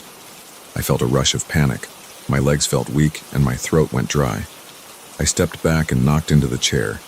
I grabbed the back of the chair to steady myself. I stared at the phone and wallet for a moment, trying to make sense of it. Then I heard a quiet scuffling sound from the closet. It was faint, like something sliding across the floor. I looked at the closet door. It was shut. I walked over and put my ear to the wood. My heart was hammering. I could hear my own breath, short and shaky. I reached for the knob and opened the door. The closet was empty except for the single hanger. The walls were bare. The floor was clean. I felt a flush of confusion. My hands were trembling. I closed the closet door and stepped away. I barely slept that night. When morning came, I decided I should check out. I hurried downstairs with my things and found the husband at the counter again. I told him I needed to leave earlier than planned. He asked if everything was all right. I just said I had some urgent business to attend to back home. I didn't want to get into a long conversation about what had happened. I settled my bill for the extra day and asked if there was a bus schedule I could check. He pointed me to a small display near the entrance. While I was waiting for the next bus, I sat in the lobby. The wife brought me a cup of coffee to pass the time. She asked if I slept well. I told her I had trouble resting, but I didn't give details. She apologized for any inconvenience. I nodded and avoided eye contact. I could still feel a tightness in my chest. I heard the bus pull up outside and I stood. I thanked them for their hospitality, forced a polite smile, and stepped outside. The driver loaded my bag under the bus and I took a seat near the window. As the bus pulled away, I looked back at the inn. The wooden sign swayed in the wind and the windows looked dark.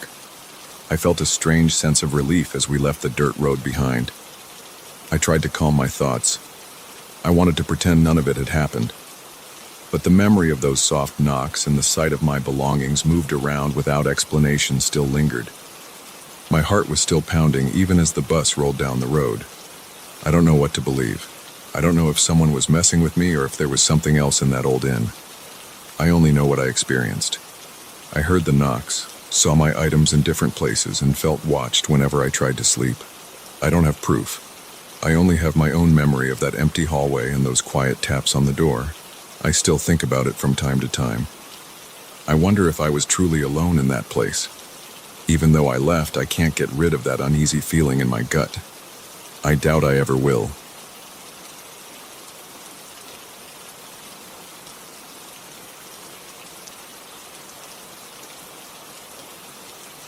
I noticed the building on a quiet side street downtown. The exterior looked dull and worn. The windows seemed smaller than they should be. The owner advertised a cheap, spacious apartment on the third floor. That caught my attention. I needed a place fast, and the rent was lower than anything else around. I signed the lease without thinking much. A few days later, I carried my boxes inside and got my first close look at the lobby. It had chipped floor tiles and a stale smell. My gut felt uneasy, but I shrugged it off. I told myself I was just tired from moving. When I first climbed the stairs, I realized something was off. The hallway light was weak, and each step felt heavier than the last. I tried counting the steps as I went up because I wanted a quick mental distraction from the weight of the boxes in my arms. 1, 2, 3. I paused at 10, then lost track. It was frustrating. I assumed I was just too tired or stressed. I reached the third floor eventually, but I felt worn out and a little shaken. That first night I heard noises outside my apartment door. It sounded like shoes on the hallway floor, moving slowly back and forth. I thought maybe a neighbor was restless. I stood by the door and listened. The steps went on for a few minutes, then stopped. I checked the peephole. The hallway light was still on, but I saw no one. I opened the door a crack and peeked out. Empty hall, no sound. My heart was beating a little faster, but I closed the door and locked it. I told myself it was no big deal. The next day I left for work and decided to count the steps on my way down. I figured I was more awake and wouldn't lose count. I held the railing and started with a careful pace. 1, 2, 3, 4. My shoes squeaked a bit on the worn steps. At step 7, I got distracted by a faint odor. It was musty, like wet laundry that had been left out too long. When I tried to pick up the count again, I realized I couldn't remember if I was on step 8 or 9. It annoyed me more than it should have. I tried again from scratch. 1, 2, 3. By the time I got near the bottom, I lost it again. I reached the lobby feeling frustrated and a bit unsettled. It's just stairs, I told myself. There was no reason to feel weird about it. I got home late that evening. The hall light on my floor flickered. I fumbled for my keys, opened my door, and froze when I heard footsteps on the stairs behind me. I was at the threshold of my place, but it sounded like someone was still coming up. Thump, thump, thump. I glanced over my shoulder. The stairwell door was closed and the hallway was empty, but I could still hear that slow, deliberate sound. I felt sweat on my palms. I hurried inside and shut the door. My heart pounded. I listened for a few seconds. The sound continued for a bit, then stopped. I told myself it was just a neighbor on their way to a different floor, but why didn't I see anyone? Over the next week, I kept noticing odd things around the stairs. Once I got to my floor after a long day at work. I wanted to double-check how many steps were there from the second floor landing to the third floor landing. I thought maybe I could measure them, or at least keep count without messing up. I began at the second floor landing, took 1 step, 2 steps, 3 steps. Each step made a slight groan. After step 8, I paused to look up. The overhead light buzzed. I could see dust swirling in the beam. Then I continued. 9, 10, 11. The staircase turned at a small corner. I expected about 3 more steps to the top. Instead, I found 4. I ended up at a small extra step that didn't match the rest. I stood there, confused. I counted the steps again going down, but the number was different. I felt a chill move down my arms. I tried to calm myself, but I couldn't shake the feeling that the building was playing tricks on me. At night, the footsteps in the hallway became more frequent. Sometimes they sounded slow and dragging, sometimes quick and sharp. Twice I opened my door fast, thinking I could catch whoever was out there. Each time the hall was empty. Not a single door had closed. Not a single person was turning a corner. Nothing. My chest felt tight each time, like my body was warning me to stay put. I tried talking to the building manager. He was a short, middle-aged guy with a stiff posture. He said nothing was wrong with the stairs. I told him how I kept losing count, how the landings felt uneven. He just stared at me. Then he said, "People been using those stairs for years. Never heard a complaint." I asked if anyone else in the building had mentioned strange noises at night. He shrugged and said, "This is an old place. You hear creaks sometimes." I didn't press it. His tone made it clear he didn't want to talk about it. On a Wednesday night, I decided to put this mystery to rest. After dinner, I grabbed a notepad, a pen, and a small flashlight. I figured I would write down the exact number of steps on each flight, from the first floor to the top. I started at the ground floor. The lobby was quiet and the overhead lights were dim. I began counting and writing each step number in the notepad. 1, 2, 3, 4, 5, 6, 7, 8, 9, 10. I reached the first landing, wrote down 10, and turned to the second set. 1, 2, 3, 4, 5, 6, 7, 8, 9, 10, 11. Another landing. I put down 11. I pressed on, trying to stay calm. At the second floor, I paused. I glanced down at the notepad. My handwriting looked shaky. I could hear a distant noise behind me, like a shoe scraping on concrete. I spun around, shining my flashlight. Nothing there. I went on. The next set of steps seemed normal at first. 1, 2, 3, 4. The light overhead flickered. My breath caught in my throat. The atmosphere felt heavier. I kept counting. 5, 6, 7, 8. The next step looked smaller somehow, but I still stepped on it. I wrote 9 on my pad. Then there was another one right above it, also a bit small. I wrote 10. I reached the landing, looking down at my notes. I had 10 steps on this flight, but the distance between the second floor and the third floor felt much longer than it should. I thought maybe I messed up, so I tried to check them one by one again. As I placed my foot back on the top step, I heard footsteps behind me, just like before. Thump, thump, thump, in a steady rhythm. My heart pounded so hard I felt a dull pressure in my ears. I aimed the flashlight down. I saw no movement. The footsteps kept going. They were coming closer. I gripped the notepad, feeling sweat on my palm. The steps sounded like they were almost at my landing. I turned and took the last few steps to the third floor, 2 at a time. I reached the third floor hallway and pushed the door open. My hand was trembling. As soon as I entered the hallway, the footsteps seemed to pass right behind me and then fade into silence. The hair on the back of my neck stood up. I hurried to my apartment and locked the door. Over the next few days, the sense of unease grew. I tried taking the elevator sometimes, but the elevator felt shaky and made loud rattling noises. I didn't trust it. I told myself the footsteps were just in my head. Maybe I was exhausted. But each night, the same thing happened. I would come home, hear something on the stairs, or sense a presence in the hallway. Sometimes I felt a slight push of air behind me, like someone had brushed past. One evening, I got back from the grocery store and saw the building manager in the lobby. I noticed the light above him was flickering again. I asked him if the building had any past issues, plumbing, electrical, or structural. He just told me they had normal wear and tear. I tried to be polite, but I was pretty direct. "Are you sure there's nothing weird about the stairwell?" I asked. He crossed his arms. "You're the only one talking about it," he said. "If you're so unhappy, you can break your lease." I wasn't in a position to move again.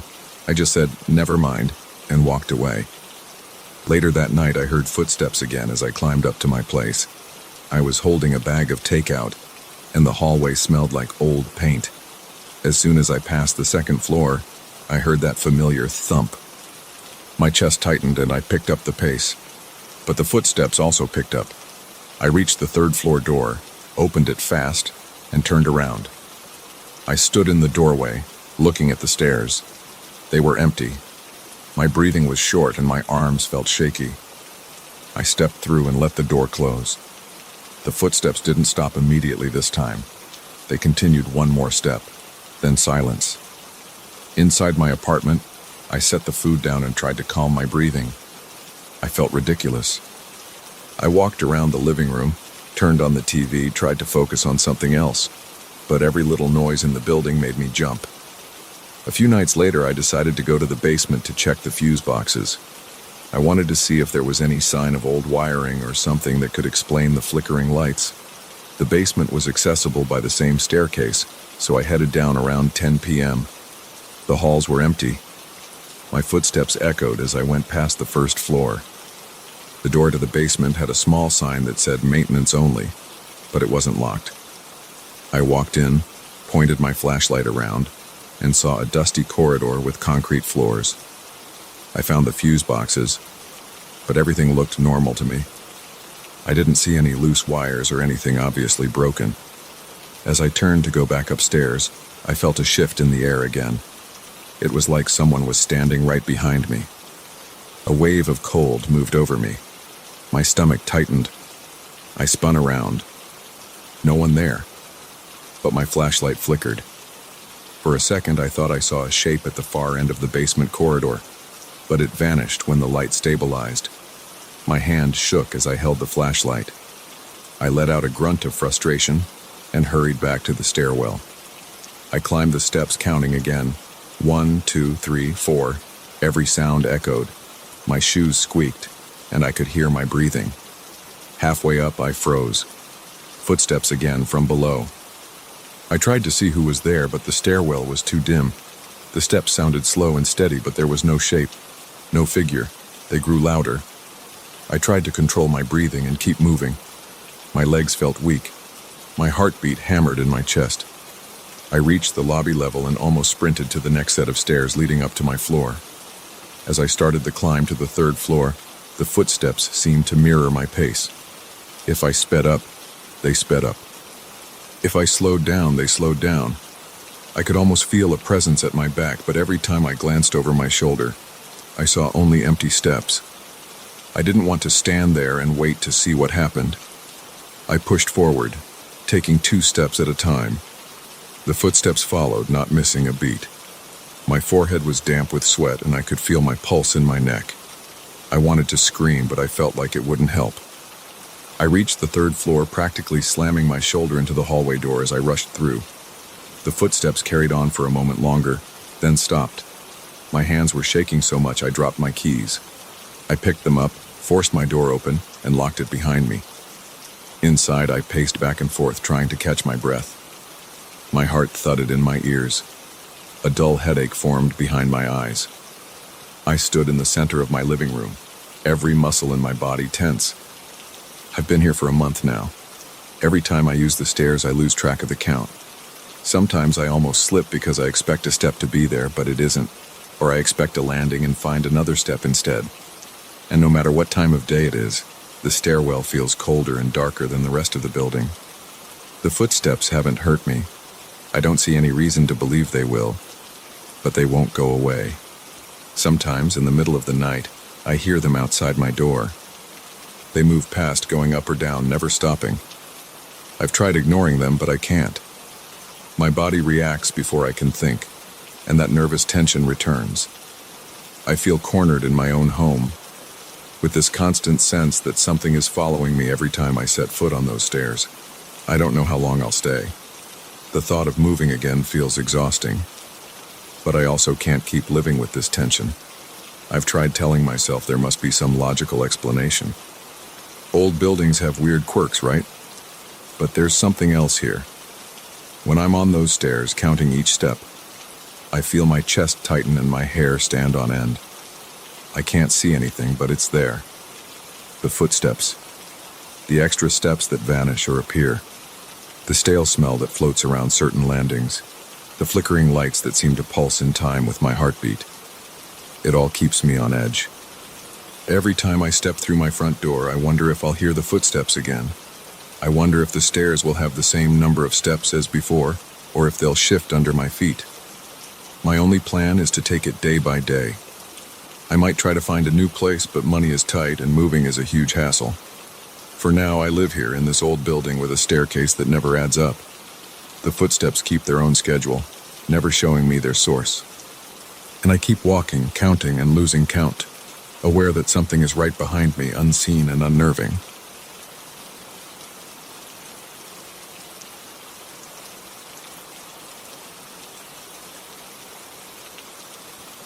I moved into this house 2 weeks ago. I thought it was just another place to call home with squeaky floors and dusty corners. That was my first mistake. Let me tell you exactly what happened, step by step, without dressing it up or trying to make sense of it. I'll just give you the details and hope you understand why I still feel uneasy every time I go upstairs. After I signed the papers and unloaded my boxes, I spent my first night in the living room, half asleep on a creaky couch. I had no furniture in my bedroom yet. I remember waking up around 2 a.m., feeling sweaty and disoriented. The air felt strange, like there was a slight draft coming from somewhere. I heard a faint noise overhead, maybe in the attic. It was like a soft tapping sound. I ignored it and fell back asleep. The next day, I decided to explore the attic. I hadn't been up there yet because I was too busy unpacking. I walked up the narrow steps, feeling a bit claustrophobic. The air was thick and smelled musty. I reached for the chain dangling from the bare bulb in the ceiling and pulled it. The light flickered a few times before staying on.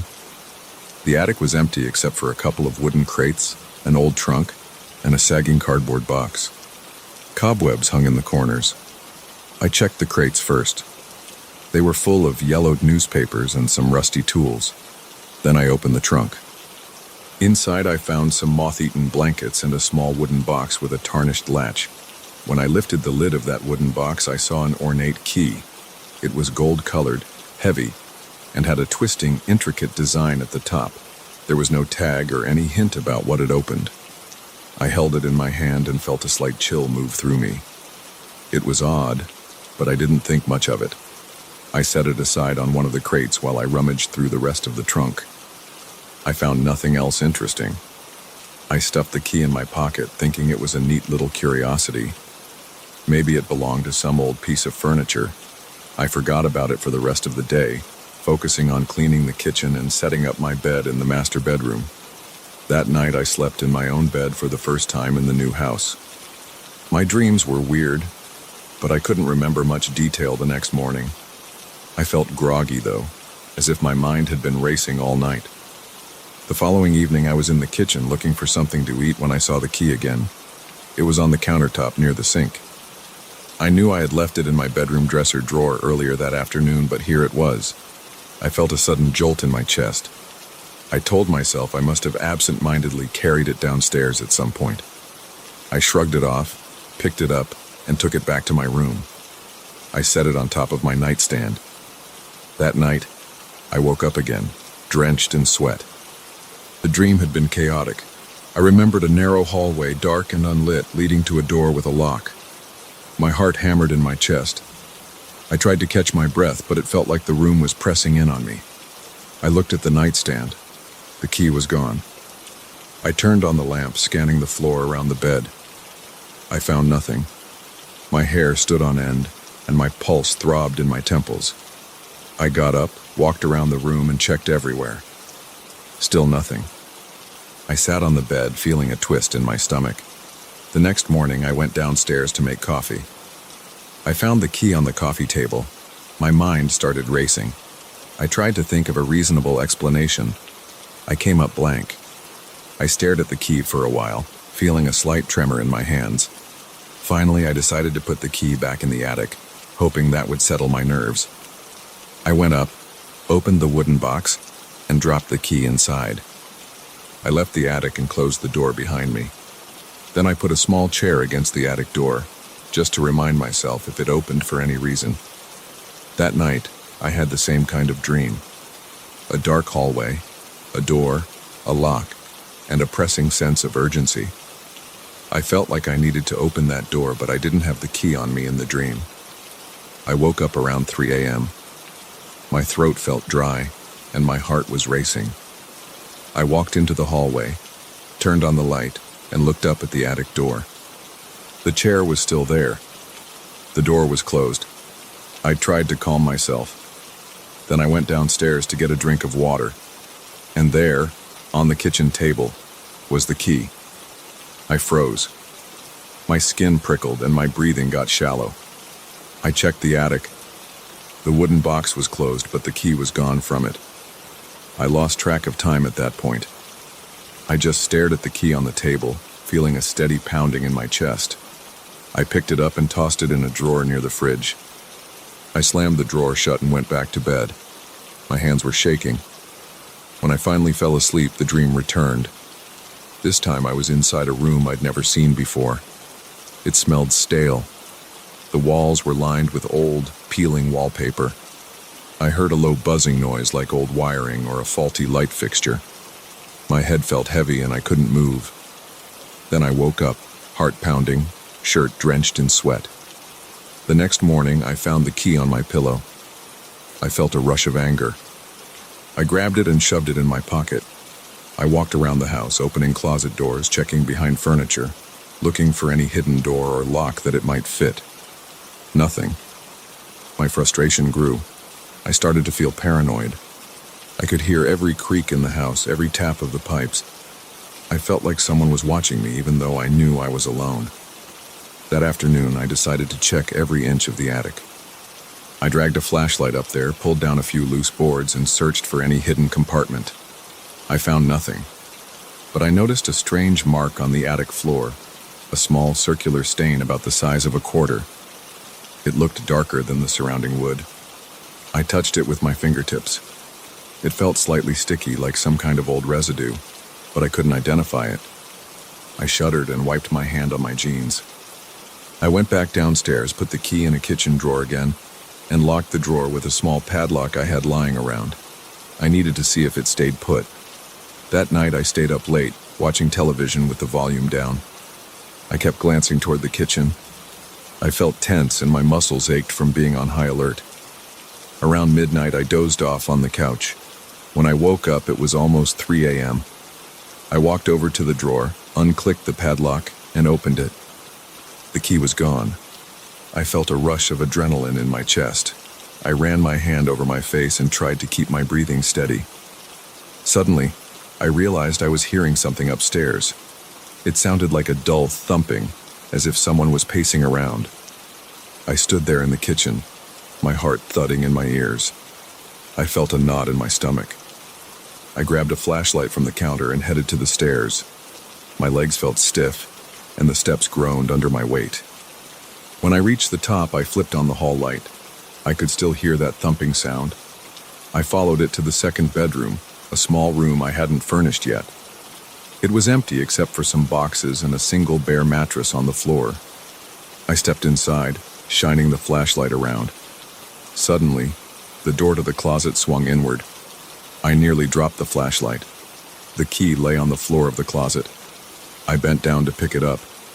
My fingers twitched as I touched it. It felt colder than before. I looked around the closet. Nothing but a bare rod for hangers and a few cobwebs in the corners. My skin prickled, and my neck felt tense. I closed the closet door and went back to the hallway. The noise had stopped. I gripped the key in my hand so hard it hurt. I went back downstairs, placed the key on the coffee table, and just stared at it for a while. My mind was blank except for a steady mantra. This isn't possible. When I fell asleep again, the dream came back. This time I was standing in that strange room with peeling wallpaper. I ran my hand over the wall. I felt bits of paint and paper flaking off. There was a single door on the other side. I approached it and tried the knob, but it wouldn't turn.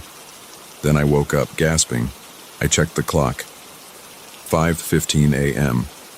I rubbed my face and noticed I was still on the couch. The key was on the table in front of me.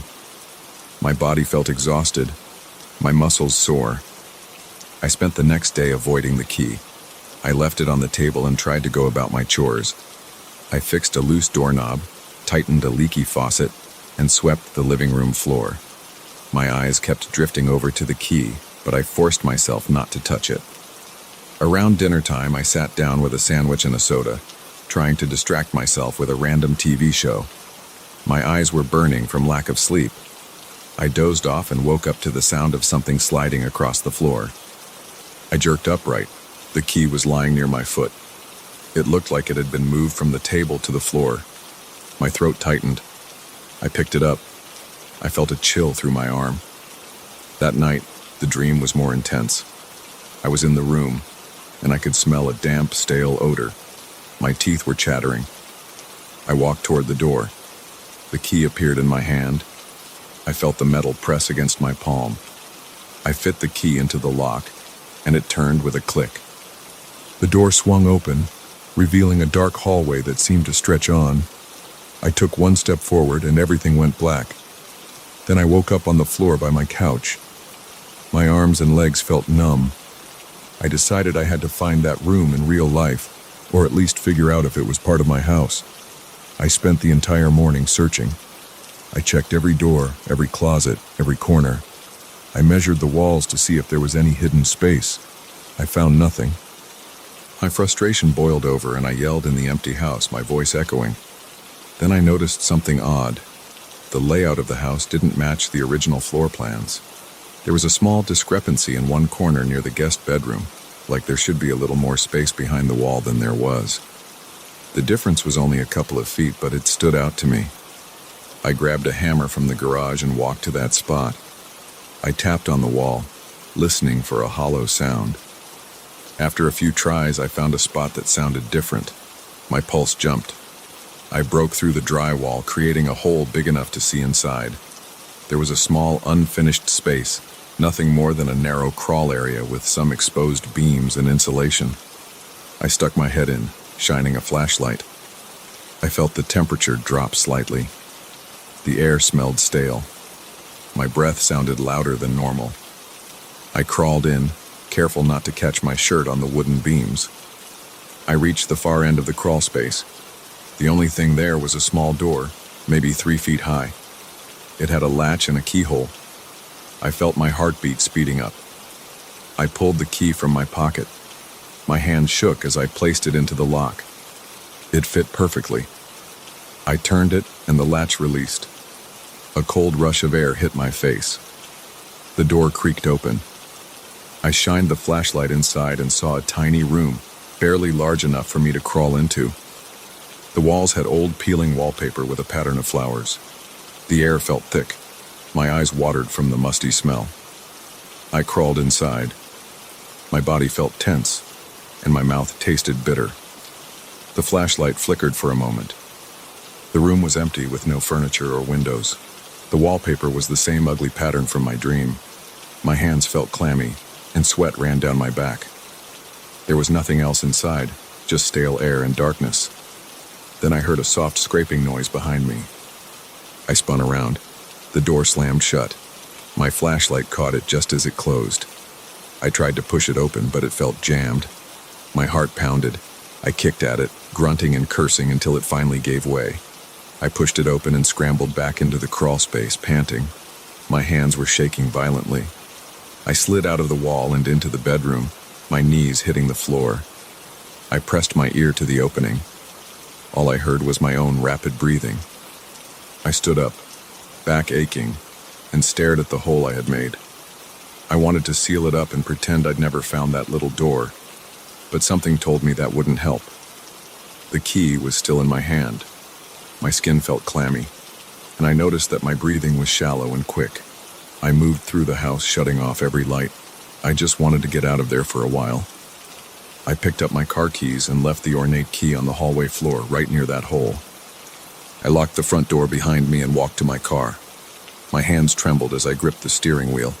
I started the engine and pulled out of the driveway, trying to block out the memory of that cramped, suffocating space. My body felt drained, and my thoughts were scattered. I needed fresh air and a sense of normalcy. That's all I can tell you right now. It's the truth, exactly how it happened. I haven't gone back into that hidden room since that day. I left the key on the floor next to the crawl space. I don't know if it moved or if it's still there. I'm too tired to check again.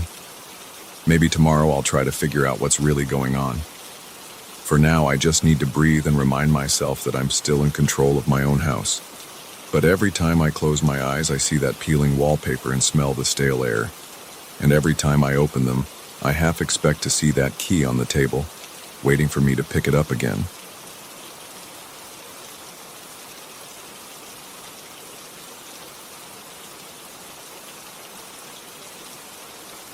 I still remember the exact moment it started. It was last Tuesday afternoon, right after lunch. I was sitting at my desk, sorting through some paperwork, when I heard a strange, rhythmic sound.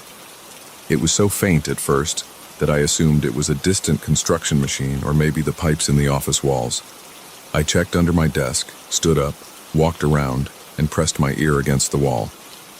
I didn't see or hear anything unusual besides that low thumping that seemed to hover in the background. But nobody else in the office turned their heads. Nobody made a comment about any weird noise. I knew something was off, but I kept quiet. I didn't want to sound paranoid. I stayed at work a couple more hours trying to concentrate on spreadsheets and phone calls. That pulsing sound stayed with me. It grew a little louder when I stepped into the supply closet to grab some printer paper. Inside that small room, the hum felt more persistent. It had a pattern, something like a slow, steady heartbeat. I felt uneasy. I inhaled deeply and noticed my hands felt damp.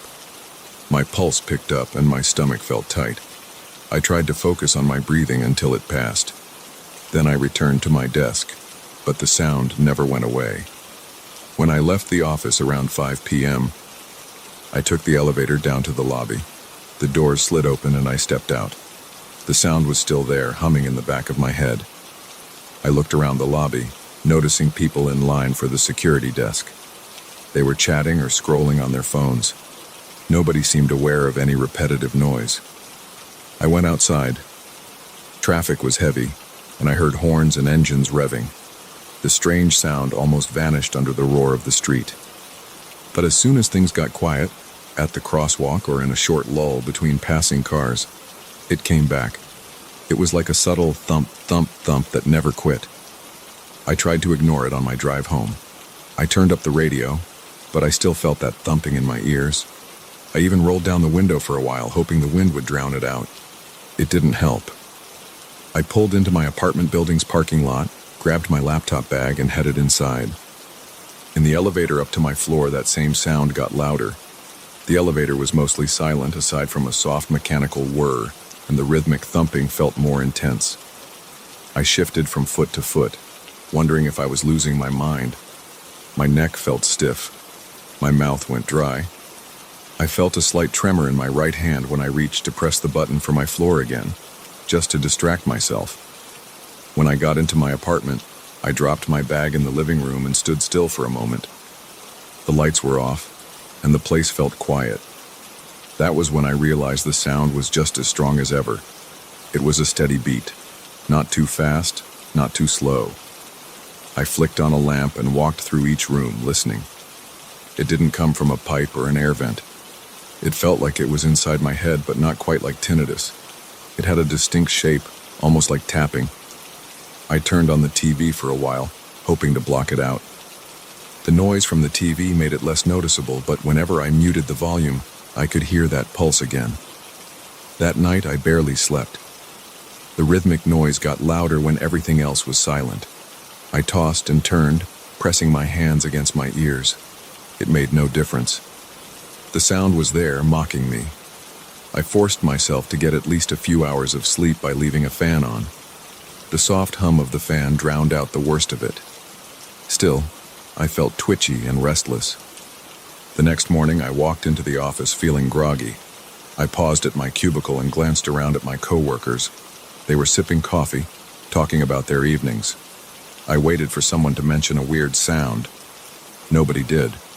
So I approached a friend of mine, Eric, and asked if he'd noticed anything odd. A low, steady thumping around the office. He raised an eyebrow and shook his head. He told me everything seemed normal, then asked if I was feeling okay. I nodded, but I felt my palms sweat. I realized this was something only I could hear. The next few days felt like a blur. That sound followed me everywhere. At work, it lingered behind the buzz of fluorescent lights. In my car, it surfaced when the engine idled at a red light. In the elevator, it felt stronger. It became worse in quiet places. My living room, a bathroom stall at the office, or the back hallway near the vending machines. I started avoiding silent areas. I spent more time in busy spots with background noise. Sometimes I even walked outside during breaks, staying near traffic or near people talking on their phones. It was my way of trying to escape the rhythmic tapping that wouldn't leave me alone. One evening, I decided to record the sound with my phone. I hoped I could capture it, play it back, and see if there was some explanation. I sat in my apartment, turned off the TV, and hit the record button. I let it run for a couple minutes. Then I played it back at full volume. There was nothing but faint white noise. No thumping. No tapping. I felt a chill wash over me. My chest felt tight, and my hands shook a little. I knew this wasn't something external. It was either in my head or something that I picked up that nobody else could. I contacted my primary care doctor and scheduled an appointment. A few days later, I sat in the clinic waiting room, listening to that infernal tapping while the TV on the wall played some talk show. Once I got into the exam room, I explained my symptoms. The doctor checked my ears, ran a basic hearing test, and asked a bunch of questions about my lifestyle and stress levels. Everything came back normal. She recommended seeing an audiologist, but suggested it could be stress-related tinnitus. I left feeling frustrated and unsettled. The next week, I visited the audiologist, and that exam didn't reveal anything conclusive either. My hearing was fine. Around that time, I noticed something new about the sound. It wasn't just a random thumping. It had tiny pauses and variations. Sometimes I heard 3 beats, then a brief silence, then 1 beat, then silence, and so on. It felt like some kind of coded message. I struggled to wrap my head around it, but I started writing down the patterns I noticed. I filled a few pages of a small notebook with sequences of numbers that represented how many taps I heard before a pause. I still couldn't make sense of it, but I wanted some record of it. At times, I felt a tightness in my chest and shortness of breath when the pattern got more insistent. I became more anxious. I woke up in the middle of the night covered in sweat, my heart hammering as that sound played on repeat. The walls of my bedroom felt closer. I got up, turned on all the lights, and paced around. My hands were trembling, and I felt a prickling sensation in my scalp. I tried turning on the TV, but the late-night infomercials didn't distract me. The tapping was louder than ever in that quiet space. I tried standing by the window to hear the distant traffic, but it was too late, and the street was mostly empty. I slapped my hands over my ears, but that did nothing. It was inside me somehow. One Saturday, I decided to get out of the apartment and go for a drive. I thought maybe if I took a long trip on the highway, the road noise might help. I drove a couple of hours upstate, stopping at rest areas to refuel and grab coffee. At first, the wind and the engine noise made me feel calmer, but as soon as I parked in a quiet spot, that tapping rushed back. I sat in my car, gripping the steering wheel, feeling my heart thumping in my chest. I could barely tell if the beat I felt was my actual pulse or that strange noise. I stepped outside, walked around, stretched my legs, and looked at the other travelers. They were pumping gas, getting snacks, chatting. They seemed normal. Nobody reacted to this noise that was consuming me. A few days later, at work, I noticed a sharper pattern to the tapping. It felt like it was trying to guide me. I know that sounds strange, but I swear it changed whenever I moved in certain directions around the office. I started experimenting. If I walked into the break room, the tapping would slow down. If I walked near the staircase at the end of the hall, it would speed up. I felt a wave of sweat rolling down my forehead. My breathing got shallow. My legs felt heavy. Part of me wanted to run out of the building and never come back, but I forced myself to follow that faster pattern. I walked down the stairs floor by floor, listening to the tapping get more urgent. By the time I reached the basement, I was sweating through my shirt. My heart pounded in my ears. I stood there in the dimly lit hallway, scanning the plain walls, the utility doors, the empty storage rooms. Nothing stood out. The tapping slowed again. I felt shaky. I left as fast as I could. At home that night, I tried to piece together those patterns I'd written down in my notebook. I set it on my coffee table and stared at the numbers. They didn't form words or anything obvious. They were just sequences of 3, 1, 4, 5, 2, and so on. I tried tapping them out with my finger on the table, hoping to notice something. All I noticed was my own heavy breathing and the tension in my shoulders. After about an hour, I gave up. The tapping in my head was still there, but I was too drained to keep at it. I turned on some random show and fell asleep on the couch. The next week, I found myself more jumpy than usual. I'd flinch if a phone rang unexpectedly or if someone called my name. The tapping never stopped, and it seemed to grow louder every day. Some nights, I woke up shaking, my shirt drenched. My chest burned like I was out of breath. My stomach felt knotted up. I couldn't remember the last time I slept through the night without that sound jarring me awake. I started drinking more coffee during the day just to stay alert, but that made me even more on edge. Then one night, I tried a different approach.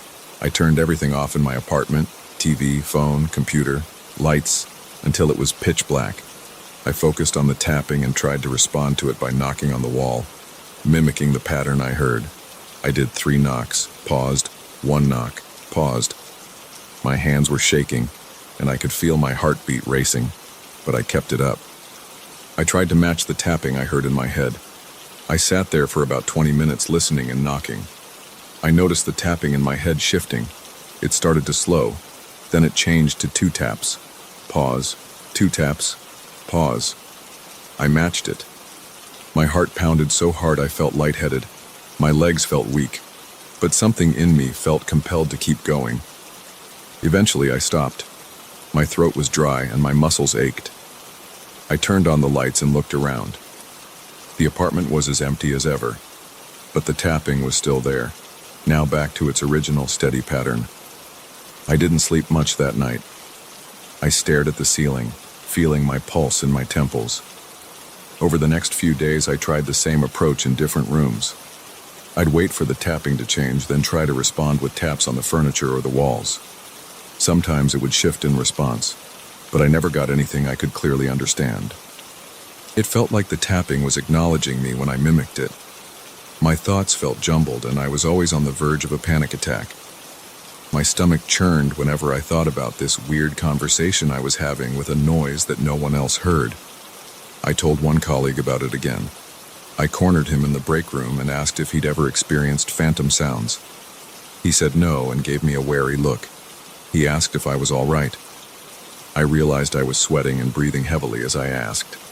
I forced a laugh and changed the subject, but I knew he thought I was acting strange. I started avoiding people because I didn't want them to see how anxious I was. My boss asked if I was okay too, because I'd been missing deadlines. I tried to reassure him that I was just dealing with some stress at home. Yesterday, I stayed late at the office to catch up on work. I was alone in my cubicle around 8 p.m.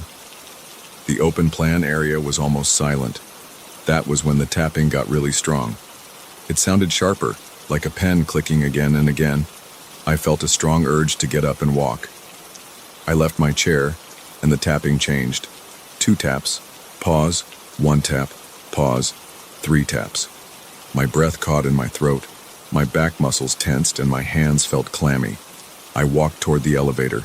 The tapping sped up. I pressed the button, and the doors opened. I rode it down to the lobby, feeling that rapid beat in my head. The lobby was empty, and the security guard was gone for the night. I stepped outside, and the city lights glowed in the distance. The traffic was lighter at that hour.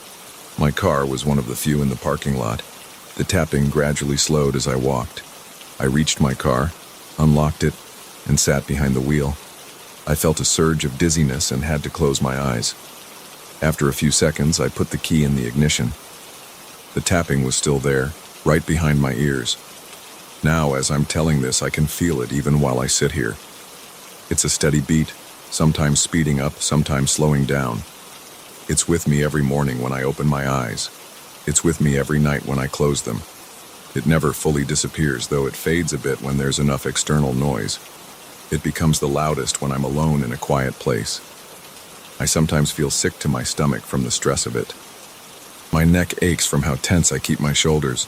I don't know what it wants or why I'm the only one who hears it. I keep hoping it'll stop. I've tried ignoring it, fighting it, responding to it, and nothing has worked. It's always there, following me, and I don't know how to make it leave.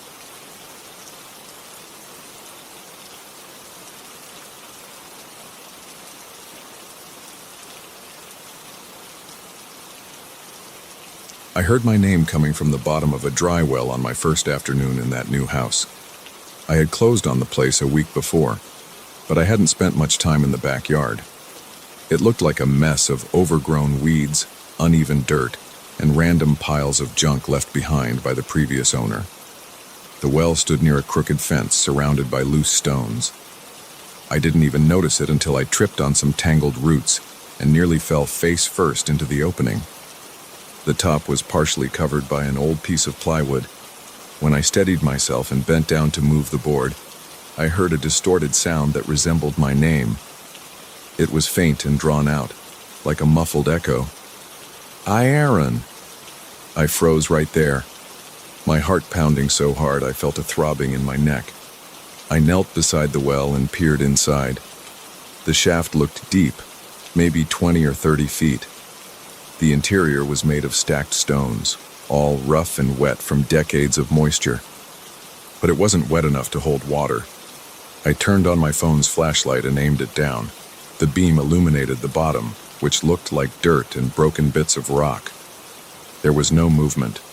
I didn't see any animals or people down there. I listened. I heard nothing except my own breathing. After a moment, I decided I must have imagined that sound. My nerves were shot from the stress of moving. I stood up, dusted off my jeans, and told myself I needed to calm down. The next day, I returned to the backyard to clear out some debris. I wanted to rip out the weeds and maybe set up a small garden or a shed eventually. I walked over to the well again, now curious about its condition. That's when I heard it a second time. It was the same distorted version of my name, stretched and ugly, like someone was trying to shout but couldn't quite form the words. Aaron. I dropped the rake I was holding and felt a tingle in my arms. My mouth went dry. I took a few steps back, staring down at the well opening. The plywood cover was off to the side, so the hole gaped at me, black and damp. I crouched down slowly. My heart pounded in my ears. I whispered, "Hello?" I aimed my voice at the opening. I didn't hear anything for about 10 seconds. Then something rustled far below. It sounded like a scraping against stone. My mind started racing. I considered the possibility of an animal or some old pipe shifting under the dirt. But that didn't explain the name. That didn't explain the thick, drawn-out syllables that sounded like a broken tape recording of someone calling me. I decided not to mention it to anyone. I didn't have many close friends in this new town, and I didn't want people to think I was losing it. I spent the rest of that afternoon trying to ignore the well. I focused on mowing the small patches of grass that weren't choked by weeds.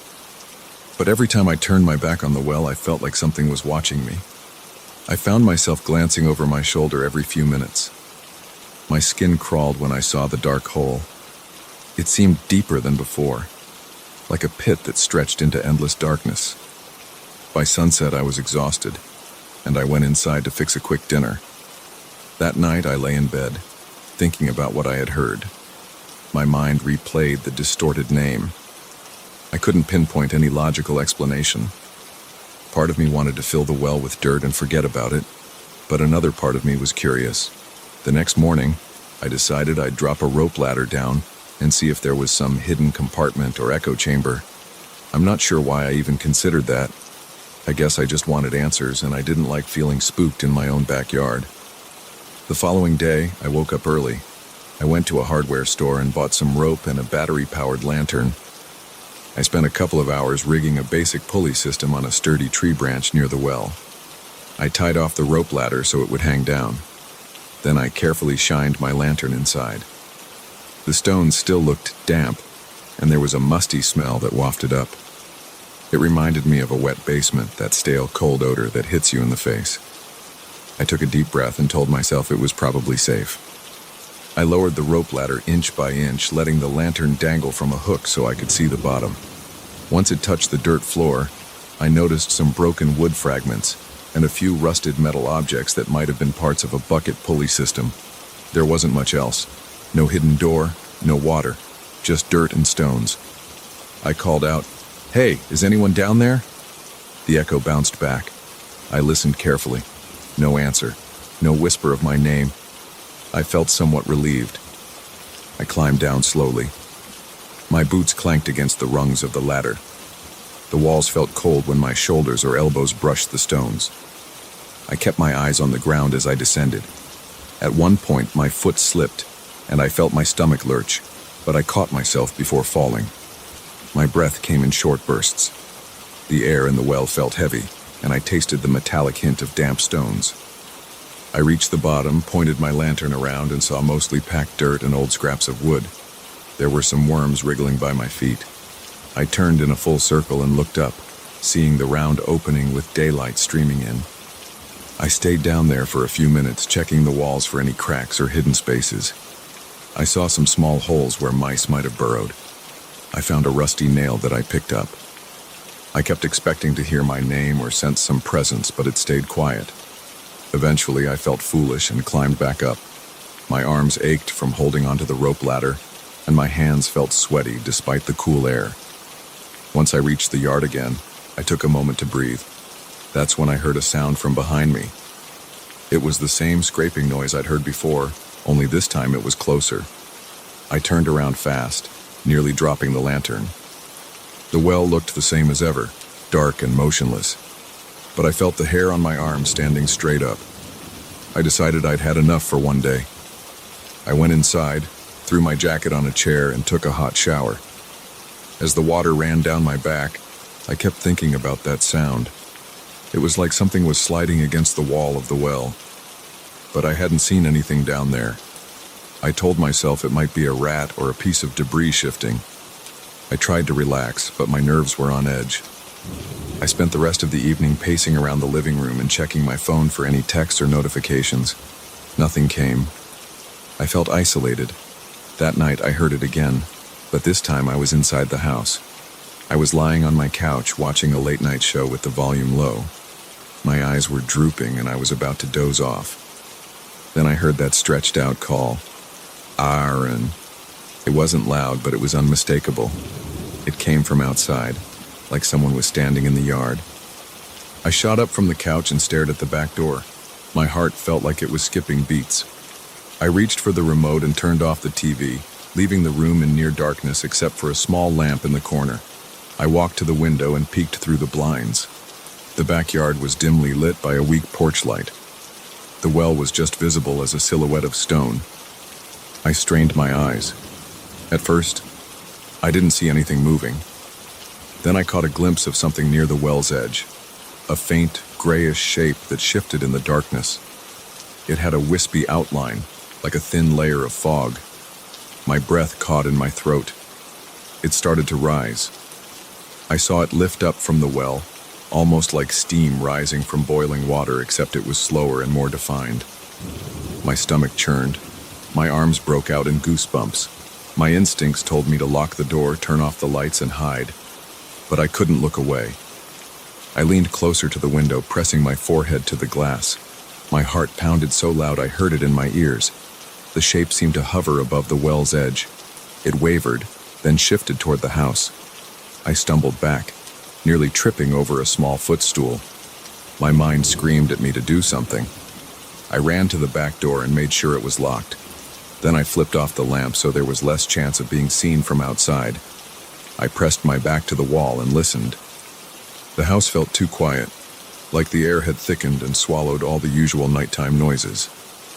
I stood there, barely breathing, waiting for a sound or a knock on the door. For a full minute, nothing happened. Then I heard a light tapping on the window to my left. I turned my head slowly, feeling a crackling sensation in my chest like my lungs had frozen. The tapping continued, a dull, steady sound against the glass. My mouth went dry. I took a step toward the window and my legs felt shaky. I moved the curtain aside a fraction of an inch. I saw that grayish shape drifting against the pane. It didn't have a face or limbs I could make out. It was more like a smoky outline, but I sensed it looking at me. I felt an intense chill spread across my face and arms. My teeth chattered once. I let the curtain drop and pressed my back to the wall again. The tapping stopped. My ears started ringing with the silence. After a few seconds, I heard a slight scraping sound, almost as if something was dragging itself away from the window. The porch light flickered outside, casting moving shadows across the yard. I stayed in place for a long time, trying to calm my breathing. I didn't dare open the door or the window. Eventually, I crept back to the living room.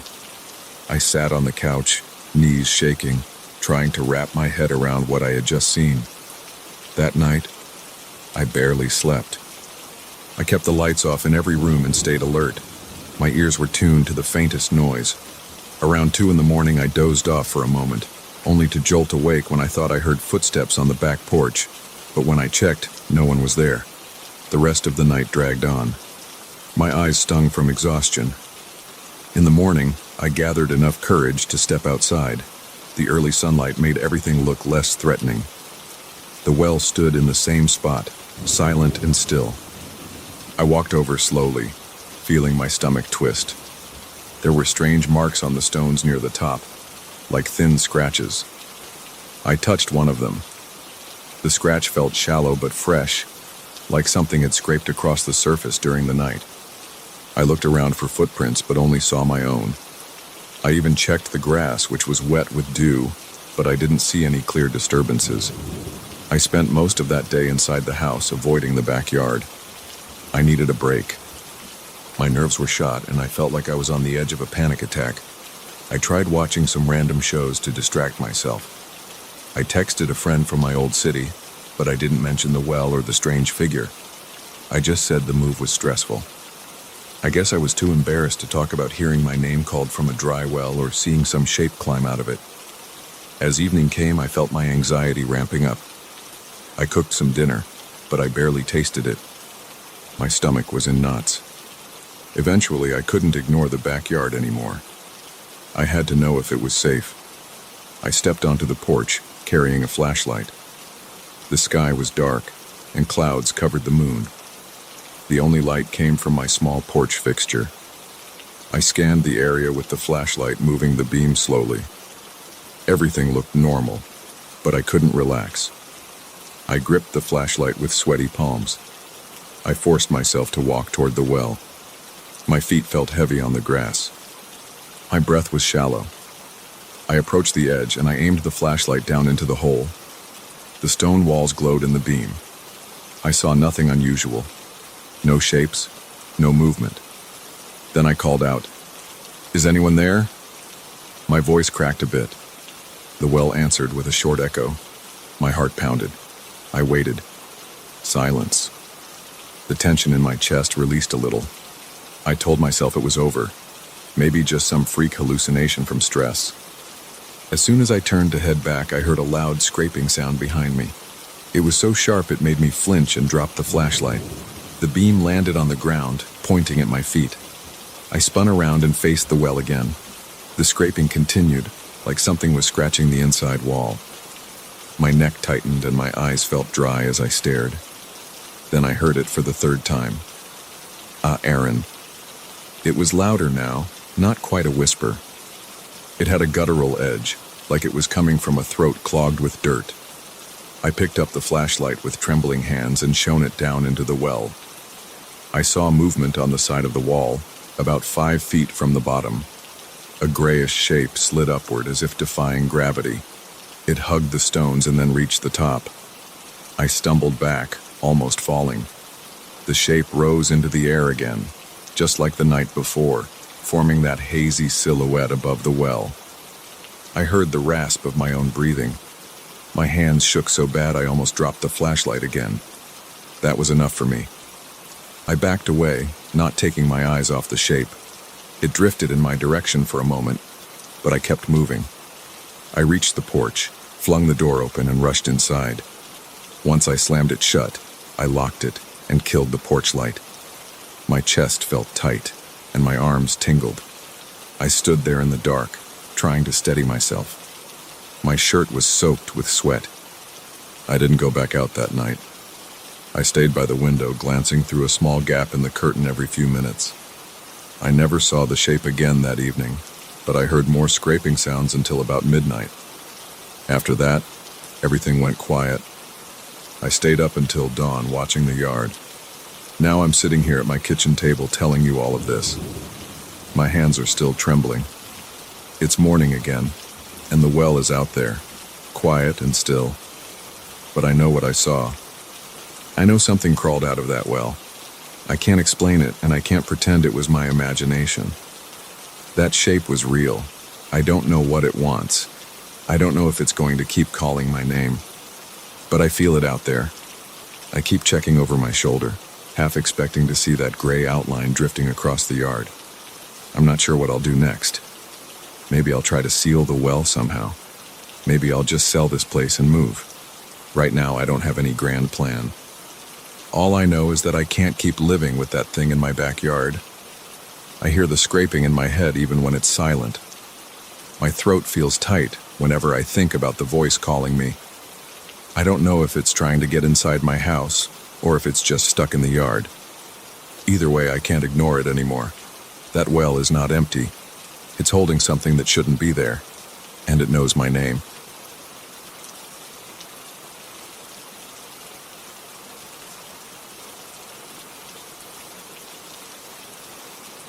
I got out of the car that night feeling tense. The air was colder than I expected, and my hands shook a little as I locked the door. I had heard stories about strange lights on this mountain trail, but I'd never seen anything like that myself. My plan was simple: hike a few miles, set up camp, and wait to see if the rumors were true. People said there were these glowing orbs in the sky that appeared without warning. Some blamed weather. Others whispered about secret military tests. I wanted to find out for myself. I wore thick boots, heavy pants, and a jacket with a hood. I strapped on my backpack, which held a small tent, a flashlight, some water, and a few snacks. I had a compact camera too, just in case I saw anything worth recording. The trail was marked by old wooden signs. They looked worn out and faded. As I started walking, I noticed how dark the sky was. No moon, no stars, just a black sheet overhead. I turned on my flashlight and followed the path. Gravel crunched under my feet, and the smell of damp earth and pine surrounded me. The wind whistled around some nearby rocks, giving me a shiver I couldn't ignore. After about an hour on the path, I reached a small clearing. The ground looked level enough for my tent, and I decided that was good enough. I set down my pack and stretched my arms. My breath formed little clouds in the cold air. Everything felt quiet. I could hear my own heartbeat. The forest around me seemed to hold its breath. Normally, I like being in remote places, but that night, the silence made me uneasy. I pulled out my tent and set it up. My hands were stiff, and I fumbled with the tent poles. Once it was up, I unrolled my sleeping bag inside and switched off my flashlight to test how dark it was. I couldn't see my own hand in front of my face. I turned the flashlight back on and walked around the clearing a bit. I checked my watch and saw it was around 9 p.m. The hike had tired me out, but I knew I wouldn't sleep right away. My eyes kept moving to the sky, searching for anything unusual. The temperature kept dropping, and I felt a chill run from my neck down my spine. It was the kind of cold that makes your joints ache. I decided to heat some water for tea. I had a small stove in my backpack. I placed it on a flat rock and lit it.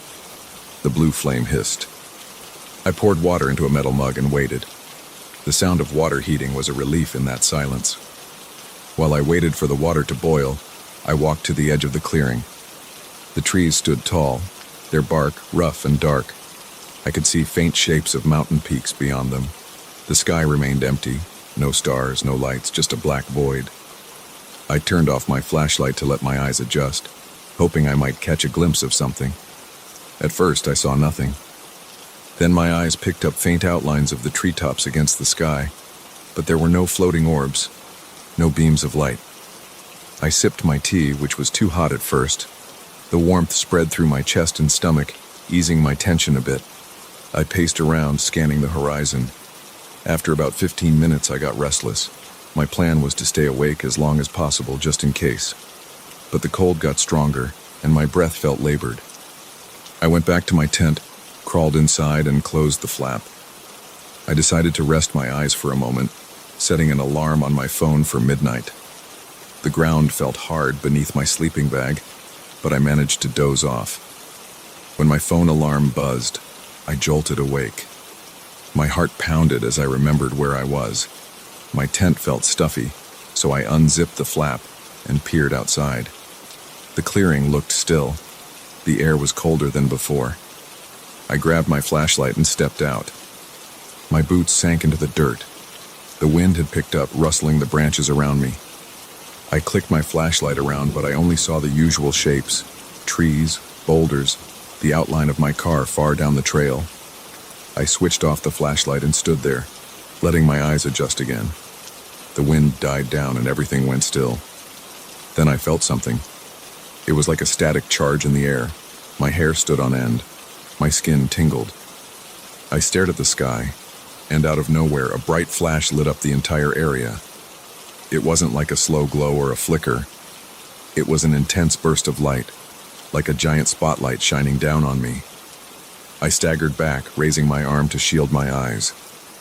The light was so strong that I couldn't keep them open for more than a split second. My heart thumped like I'd just sprinted a mile. I could hear my pulse pounding in my head. I tried to blink, but all I saw were bright spots and swirling colors. My eyes stung, and I panicked because I couldn't see anything but white flashes. I dropped to one knee and tried to steady my breathing. My skin felt hot, even though the air was freezing. I heard a faint humming or buzzing noise that seemed to vibrate in my ears. Then everything went black. I lost all sense of time for a few seconds. My thoughts raced, and I wondered if I'd been struck by something or if I was having some kind of medical problem. I don't know how long I stayed crouched like that. Eventually, I managed to blink some vision back. My eyes adjusted, but they felt strained, like I'd stared at the sun for too long. I forced myself to stand up, even though my legs felt shaky. When I looked around, I noticed something was off. The clearing I had chosen earlier now looked different. The ground was covered in a thin layer of gray dust, and the trees seemed taller and more spaced out than before. The rocks were in different positions, almost as if they had been rearranged. My tent was still there, but it looked twisted, like someone had yanked one of the tent poles sideways. I didn't hear the usual forest sounds. No wind, no rustling leaves, no insects. The air felt thick, and I caught myself holding my breath. Then I heard something else, a deep, heavy breathing. It wasn't mine. It came from somewhere behind me. I spun around, squinting in the darkness, trying to spot the source.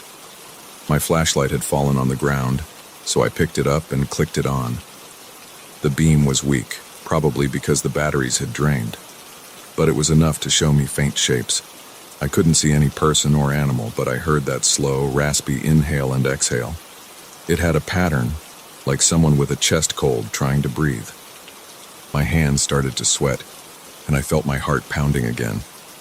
I swept the flashlight around the clearing. The dust in the air made the beam hazy. I walked a few steps toward where I thought the sound was coming from. Each step kicked up more of that gray film on the ground. It smelled like burnt metal. When I got closer to a thick cluster of rocks, the breathing grew louder. I tried to focus on the space between the rocks. My eyes strained, and I felt a jolt in my chest when I realized there was a shape there, crouched low. It looked bigger than a person, but smaller than a bear. The outline was hard to define in the weak light. My stomach tightened, and I considered running back to my tent and zipping it shut, but that felt pointless. If this thing wanted to come near me, a thin layer of nylon wouldn't stop it. I raised the flashlight higher and stepped forward. My mouth felt dry. My skin prickled with goosebumps. I could see the shape shift. It looked like it was turning its head toward me. Its breathing paused. For a moment, there was absolute silence. My heart hammered so hard that my chest hurt. I couldn't see any eyes or face, just a dark mass. I was aware of my shaky legs and sweaty palms. My mind screamed at me to run, but I held my ground, too shocked to move. Suddenly, the shape made a shuffling motion and scurried off to the left, behind a large boulder. I heard a scraping noise like claws on rock. My breath came in quick bursts. I realized I was holding the flashlight in a death grip, and my knuckles were white. I took a few more steps, trying to see if there was a path behind the boulder. The gray dust on the ground looked disturbed, like something had crawled over it. My eyes darted in every direction. I realized how alone I was. I swallowed hard and tried to calm my thoughts. I didn't know what I'd just seen. My mind flipped through possibilities. A wild animal, a trick of the light, some person wearing a heavy coat. But that breathing hadn't sounded human or animal in a normal sense. It had a rumbling undercurrent that I felt in my gut. I decided I needed to move away from this spot. My tent didn't seem safe. I walked back to it anyway, grabbed my backpack, and shoved some gear into it. My hands shook so much that I dropped a water bottle. The entire time I kept glancing over my shoulder. I listened for that breathing. My flashlight flickered, and I cursed under my breath because I realized my batteries were almost done. I rummaged through my pack, pulled out spare batteries and swapped them quickly. Then I turned around and surveyed the clearing again. Everything felt wrong. The horizon had changed. The trees, the boulders, the ground, all of it seemed shifted. The sky wasn't just dark. It had this faint red tint like distant fire. I didn't smell smoke, though. Just that metallic odor mixed with dust. I took a deep breath and started walking down what I hoped was the original trail. My boots crunched on the dust, and I heard each step echo in a strange way. The air stayed still. No wind brushed my face. No birds called out. My breath sounded loud. Every little noise I made felt amplified. I walked for about 15 minutes checking for trail markers, but I couldn't find any. The path looked different, like someone had replaced it with new terrain.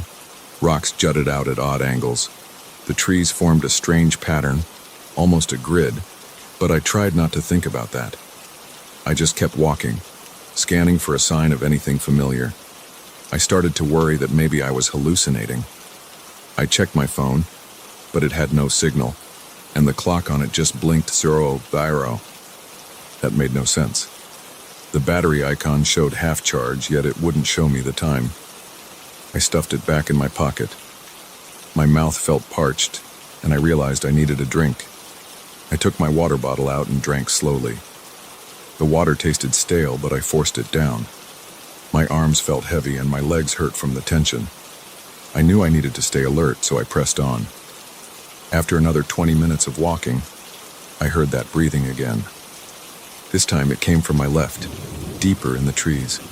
My heart raced and I stopped in my tracks. The sound was softer than before, like it was trying not to be noticed. I killed my flashlight to see if I could spot any movement in the darkness. At first I saw nothing. Then I caught a faint glimmer, like something reflecting the dim red glow in the sky. My stomach lurched, and I felt a surge of adrenaline. I couldn't tell if it was the same shape I'd seen or something else. My instincts told me to keep moving, get out of that area, but I also felt a strange pull, like I needed to know what was there. My feet felt like lead. My breaths came in short bursts. I flicked my flashlight back on, aimed it at the spot. The glare was too bright for my eyes, and I squinted. There was nothing but a cluster of trees and undergrowth. The breathing stopped again. I stepped backward, stumbling over a rock. I caught myself from falling, but ended up dropping my flashlight. It bounced on the ground, flickering. I scrambled to pick it up, scraping my hand on a jagged stone. Blood trickled out, and I winced from the sting. I clutched the flashlight and forced myself to keep moving. My heart pounded so hard it felt like it would burst. The dust in the air made it harder to breathe. My eyes watered, and I blinked to clear them. I followed what looked like a narrow gap between two tall rock formations. The path wound around, and I tried to remember the layout from my earlier hike. Nothing matched up. This wasn't the same path. I glanced at my surroundings, noticing the way the rocks had smooth, almost polished surfaces. My boots slipped a few times on the dusty ground. Each time I felt my stomach clench. I was sure that thing, or something else, was nearby. Then the breathing came from directly behind me. I spun around and aimed the flashlight. I saw dust swirling in the beam. No shape, no figure, just that rasping breath. It sounded closer. My scalp tingled, and I felt sweat on my forehead despite the cold air. I forced myself to speak, my voice shaky. "Hello? Is anyone there?" I heard my own words echo back, which unsettled me even more. The breathing faded, and I was left with silence again. I started walking faster, almost jogging, ignoring the pain in my legs. The trail dipped downward, and the ground under me felt loose. I slipped and slid a few feet. My flashlight showed a steep incline ahead. I braced myself with my free hand against a rock and caught my breath. The cold air burned my lungs. I thought about turning back, but I had no idea where that would lead me. I decided to keep going forward. I kept walking for another half hour. My watch was frozen at some random time, and my phone was useless, so I guessed the time by how my body felt. Exhaustion weighed on me. My mind was focused on finding any sign of normality, maybe a familiar trail marker, a glimpse of my car, or anything that looked like the campsite. But every corner I turned brought more strange formations and more gray dust. The sky stayed a dull red, giving me just enough light to make out shapes. It felt like I'd stepped into a different world. At one point, I climbed up a rocky ledge to get a better view. I looked out and saw the mountain peaks in the distance. They were oddly shaped, like they had sharp angles that weren't there before. The land between me and those peaks seemed flat, without the usual hills I would expect. In the silence, I heard my own breathing echo. I waited, listening for that other breathing, but it didn't come. For a moment, I just stood there, my legs aching and my throat dry. My chest felt tight and my hands wouldn't stop shaking. I finally decided I needed to rest. I found a small indent in the rock face that provided partial shelter. I took off my pack and sat down, shining my flashlight around to make sure I wasn't sitting next to anything that might move. The air felt stale, and there was that metal smell again. I tried to gather my thoughts, but everything spun in my head. I couldn't figure out what had happened. The bright light that blinded me, the sudden change in the landscape, the heavy breathing, none of it made sense. But I knew I couldn't let panic take over completely. I had to keep moving. I had to find a way to get back to the parking area, or at least to a place where my phone might work. I forced myself to eat an energy bar. It tasted like cardboard, but I swallowed it down. The dryness in my mouth made me cough. I squeezed my scraped hand into a fist. The cut stung, and the blood on my palm was dry and flaky. That pain felt real, and it reminded me I was still alive, still in my body, still able to fight my way out of this. After about 10 minutes of rest, I stood up, pulled my backpack on, and gripped the flashlight tight. I pressed forward, heading down a slope that seemed to lead back toward the direction of my original campsite. As I walked, I glanced behind me every few steps. My nerves were on edge. I expected to see that shape following me, but I never did. The breathing had vanished, or at least it wasn't close enough for me to hear. My footfalls echoed on the rocks, and the dust puffed up with each step. My nose burned from the particles in the air. My muscles ached and my mind felt foggy. But I kept going because I had no other choice. Eventually, the path leveled out, and I saw a faint glow ahead. Not the same red glow in the sky. This was more like a pale white light far in the distance. I had no idea what it was, but it gave me some hope. I decided to head toward it. Every now and then I stumbled, cursing under my breath. My legs were close to giving out, but that light kept me moving forward. If it was some sort of exit or a real sign of civilization, I had to reach it. That's how my night went after that flash in the sky. That's what I saw, heard, and felt. I have no big explanation, no clever theories. I just know that the trail I started on wasn't the trail I ended up on, and that heavy breathing still creeps into my nightmares. I never saw a clear figure, never heard a voice, never found a campsite or another person out there.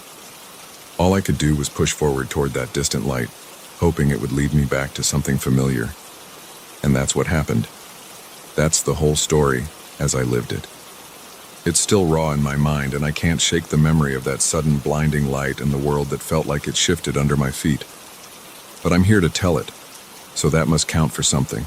That's all I've got.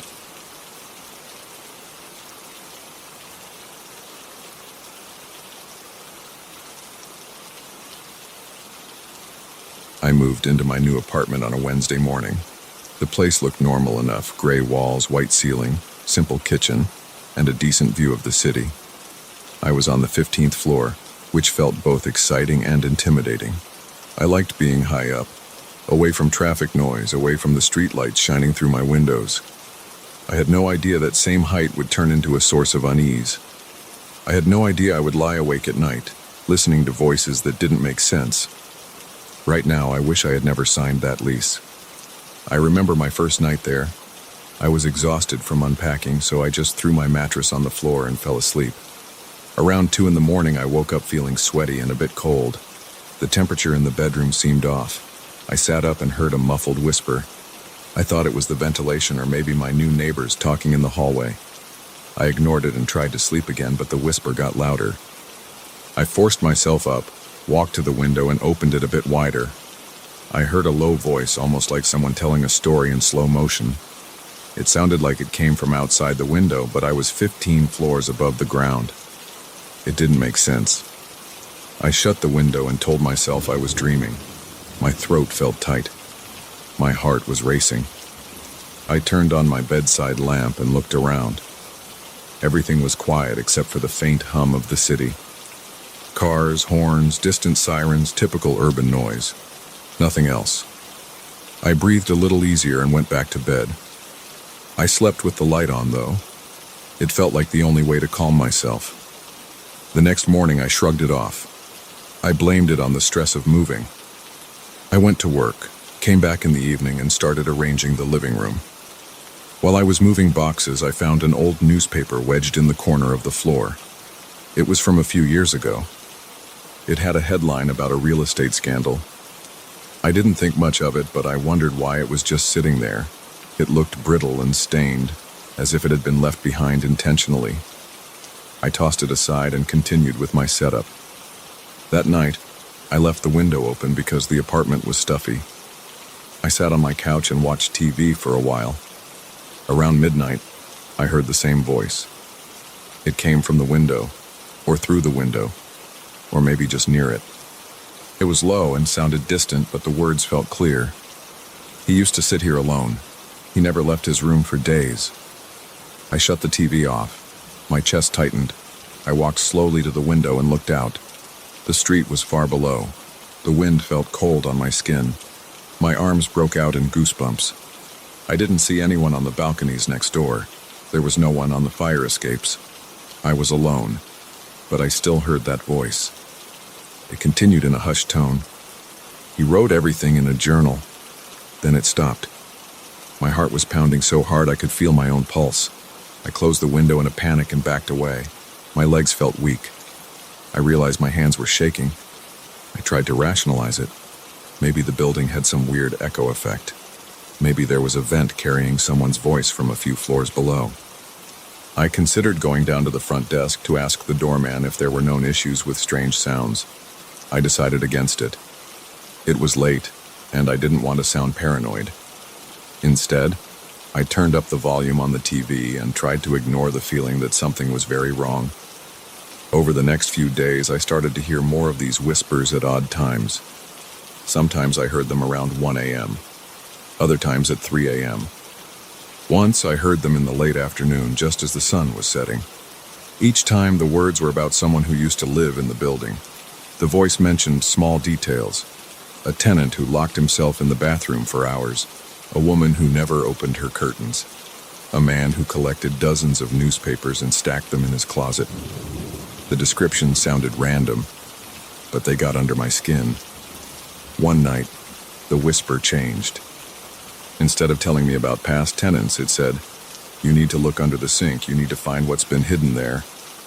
I felt my mouth go dry. My knees felt weak. I waited a moment, hoping it was just another weird statement about the building's history, but the whisper repeated it, more insistent this time. My chest felt tight. I walked toward the kitchen slowly. My palms were sweaty. My stomach felt uneasy.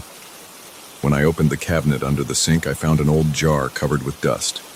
Inside it, there were some coins and a small piece of paper. The paper had a scribbled sentence. "Listen to them and do what they say." That made my hands tremble. I set the jar down, took a step back, and stared at it. My head was pounding. I felt a surge of nausea. I asked myself if this was some prank. Maybe someone knew about the weird acoustics in the building and decided to set me up. But I had no idea who would do that. I lived alone. I barely knew any neighbors. This discovery was too strange to ignore. That night I couldn't sleep. I kept hearing the voice calling me from the window. It demanded that I check the hallway closet on my floor. It told me to look there for a clue, something about an old piece of furniture left behind. I fought the urge to go out there. I didn't want to wander around the hallway in my pajamas like some kind of lunatic. But the voice wouldn't stop. It hissed and repeated the demand until I felt I had no choice. My body was tense.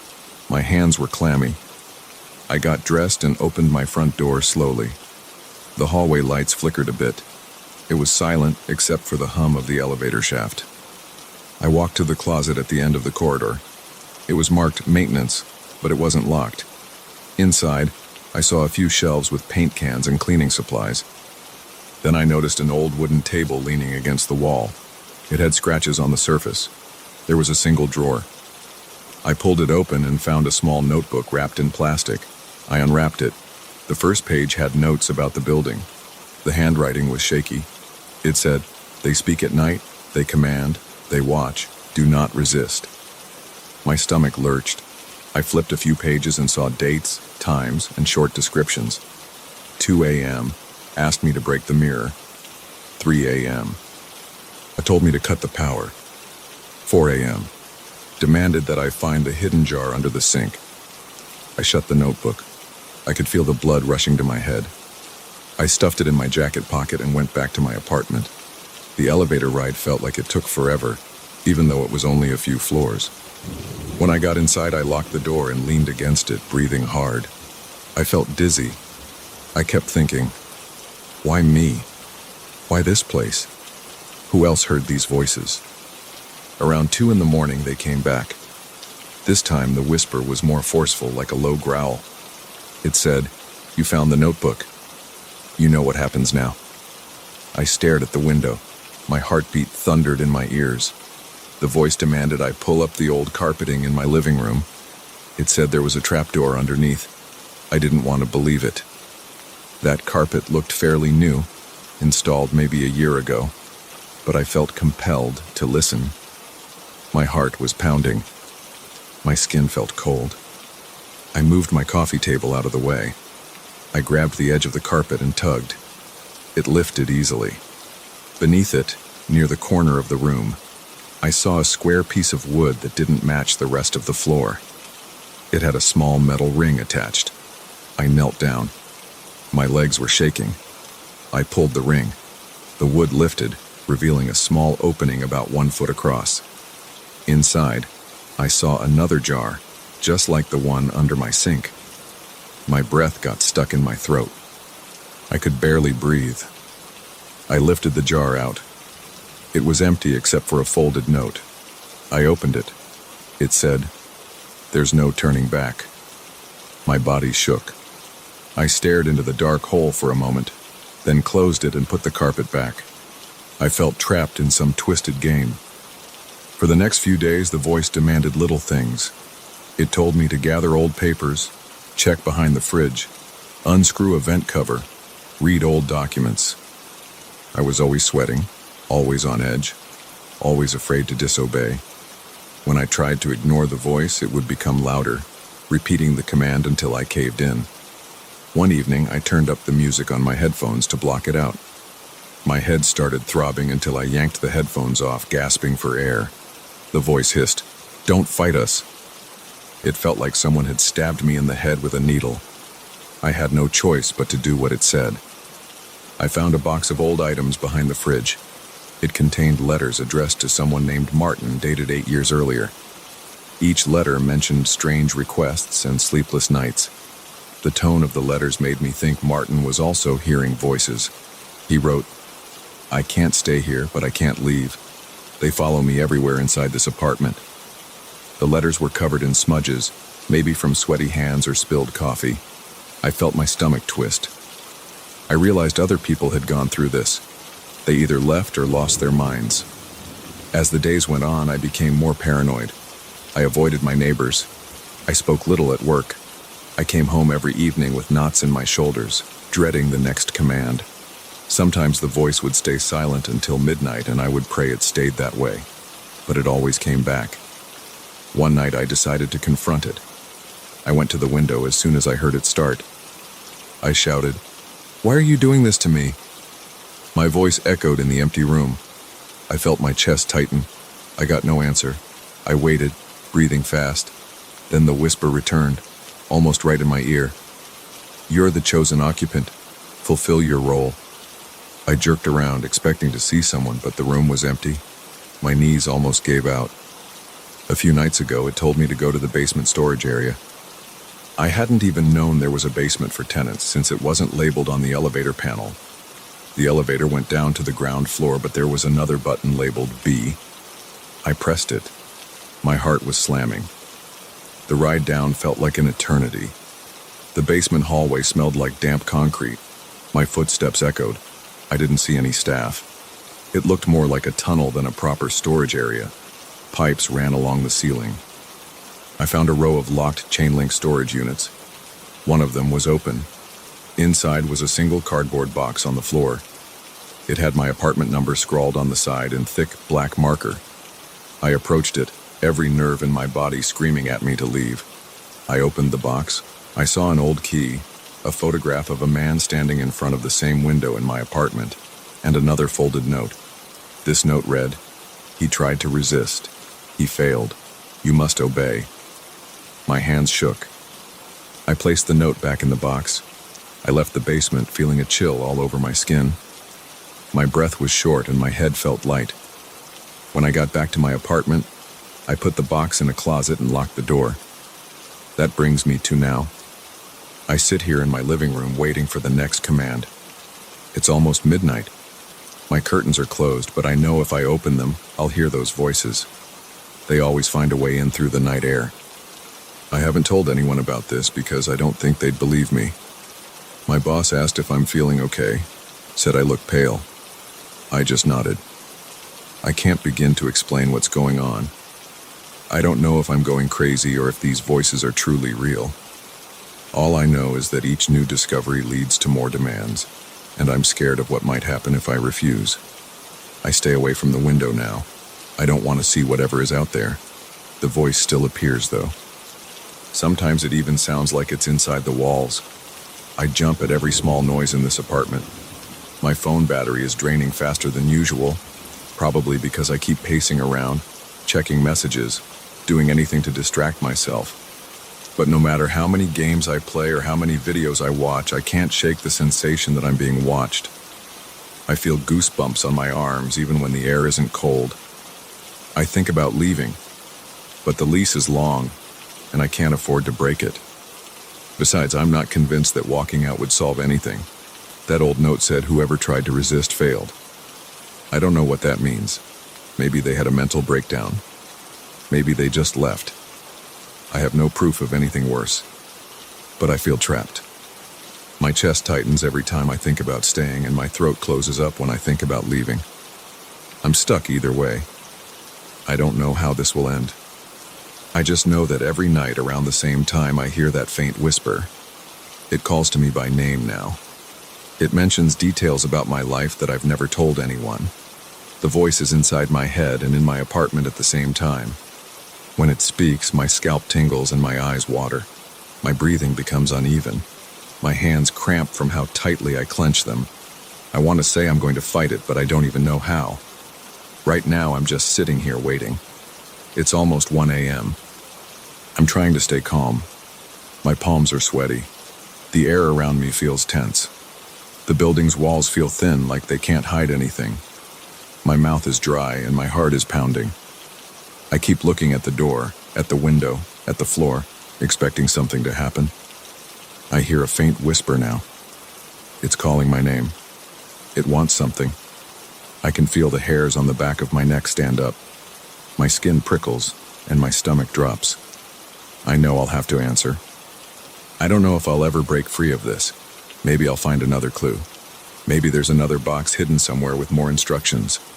But right now, I just sit in the dark, listening, obeying, and wishing I had never found this place.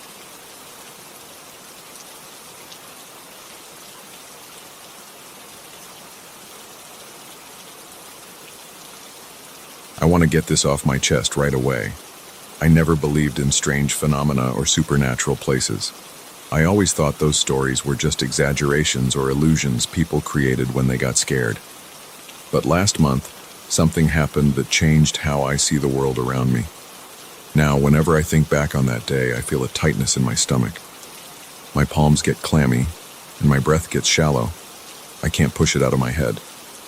It feels like it happened yesterday, even though some weeks have passed. I was on a road trip driving through a region known for its dense forests. I had taken some vacation time, hoping to clear my head and find some peace away from the city noise. After a few hours on the road, I started feeling restless. My eyes were getting heavy, and I felt stiff from sitting so long.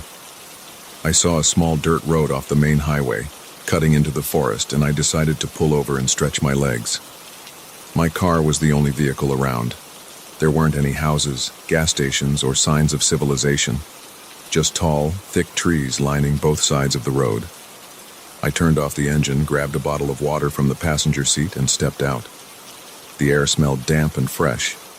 The ground under my shoes felt a bit soft, probably from recent rain. I heard birds in the distance and some rustling, maybe from small animals. Aside from that, it was dead quiet.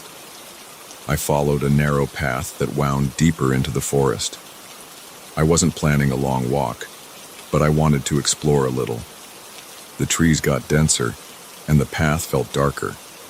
Sunlight filtered through branches overhead, but most of the trail looked shaded.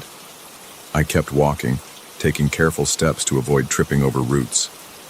I didn't want to get lost, so I made mental notes of fallen logs and distinct trees. About 10 minutes in, I noticed something strange up ahead. Through a gap in the trees, I saw a clearing. Bright sunlight fell onto a circle of stones. I could see that each stone looked old and weathered, maybe the size of a large chair. They stood upright in a rough ring formation. I stopped at the edge of the clearing and stared, trying to figure out why someone would place these stones there. I approached the circle slowly. My heart began to race a little, not out of terror, but because it felt unusual. I've seen old rock formations in pictures, but never anything like this in person. They looked rough, covered in patches of moss. The space inside the circle was about the size of a small room, maybe 15 feet across. The grass inside looked slightly overgrown, and I noticed a few fallen branches. There was no sign telling me to keep out, so I stepped over the outer edge of the circle to see it up close. The second my foot touched the ground inside that ring, I felt a mild vibration under my shoes. It was faint, almost like a gentle hum. I thought maybe I was imagining it, so I pressed my soul against the soil, trying to see if it was real. It disappeared. I shrugged it off and walked around the circle. That's when I noticed how quiet everything had become. The birds I'd heard moments before were gone. The rustling in the underbrush stopped. Even the wind seemed to die down. It felt like I'd walked into a vacuum. The silence actually made my ears ring. Then I heard laughter. It was soft at first, like someone giggling far away. I spun around, expecting to see another hiker or maybe a group of campers. Nobody was there. I called out, "Hello? Anyone here?" My voice echoed a bit. No response. The laughter faded, and I thought I might have just heard something carried on the breeze. I started walking toward the center of the circle. That's when I heard a low singing. It sounded like a group of people chanting, but I couldn't make out any words. It felt like it was coming from all directions, but I still saw no one. My stomach tightened. My breathing got shallow. I felt a bead of sweat roll down my temple. This made no sense. The sunlight over the clearing started to shift, and the shadows of the stones stretched across the grass in odd angles. I looked up. The sun seemed bright enough, but the light had this strange haze to it. My gut told me to leave. I turned around and walked back to the edge of the circle. I stepped outside the ring of stones and started along the same path I had come from. But after a few minutes of walking, I reached another clearing. My heart pounded. It looked exactly like the one I had just left. The same stones stood in a circle, the same patches of moss, and even the same fallen branch in the center. I could feel my stomach drop. I retraced my steps. I tried to find some marker I recognized. There was no difference. It was the same place. I moved away again, more urgent this time. I didn't run, but I walked fast, trying to stay calm. I noticed my breathing getting louder in my ears. My arms felt shaky. Every tree I passed looked like the one before it. Every few seconds I glanced over my shoulder to see if someone was following me. No one was there. When I saw a second clearing ahead, my chest tightened again. It was the same stone circle. It looked exactly the same. My mind started to race. I could feel panic rising in my throat. I forced myself to stop. My hands were shaking so bad I had to grip a nearby tree trunk to steady myself. The bark felt rough under my palm, and I felt a few pieces flake off. I tried to control my breathing. I wasn't sure if I was lost or if there was some trick going on. I decided to make a mark on one of the trees to keep track of where I'd been. I pulled out a small pocket knife I usually keep for emergencies. I carved a short line into the trunk. Then I moved on, making a point to remember the shape of that cut. I kept my eyes on the path. After a minute or two, I spotted another tree with a fresh cut that looked exactly like mine. The same length, the same depth. I ran my finger along it. The wood was still smooth and fresh. My pulse pounded in my ears. I realized I was going in circles, or the forest was messing with me in some impossible way. The singing started up again. It sounded clearer, like voices dancing on the breeze. Laughter followed it. I couldn't see anyone, though. My legs felt heavy, but I forced myself to move. I walked toward the source of the sound. It seemed like it was coming from the circle. When I reached the stones again, the sound got loud, then stopped suddenly. The quiet felt suffocating. My shirt clung to my back with sweat. I tried yelling. I shouted, "Who's there? Stop messing with me." My voice sounded small among the trees. No answer. I paced around the circle, looking for any breaks in the line of stones. They were spaced out enough for me to walk between them, but every time I tried to go through, I ended up back in the same clearing. It felt like some invisible boundary was forcing me to loop around. I started to panic. My throat felt tight, and I tasted a metallic tang in my mouth, probably adrenaline. After what felt like hours, I sat on one of the stones. I looked at the dirt. I tried to think of a different approach. I took my water bottle out and sipped. My hands were shaking and I almost spilled it. I can't describe how disorienting it was without using fancy language. It was just raw fear and confusion. I felt trapped. Nothing made sense. The normal rules of walking in one direction and ending up somewhere else didn't apply. I stood up again and decided to follow the edge of the clearing. If the circle was the problem, maybe staying out of its center would help. I walked carefully along the boundary. The ground felt uneven and I tripped on some roots. My ankle rolled and I let out a groan. It hurt, but not bad enough to stop me. After a few minutes, I noticed I was near the same spot. I recognized a knot in one of the stones. I was back where I started. I tried circling the perimeter twice more, each time trying to focus on the direction, but it always brought me back. I gave up on that plan and headed into the woods again, looking for any sign of sunlight that might lead me out. The forest kept twisting. I'd see the same broken log or the same cluster of ferns. When I checked the sky, it looked like the sun hadn't moved at all. Time felt stuck.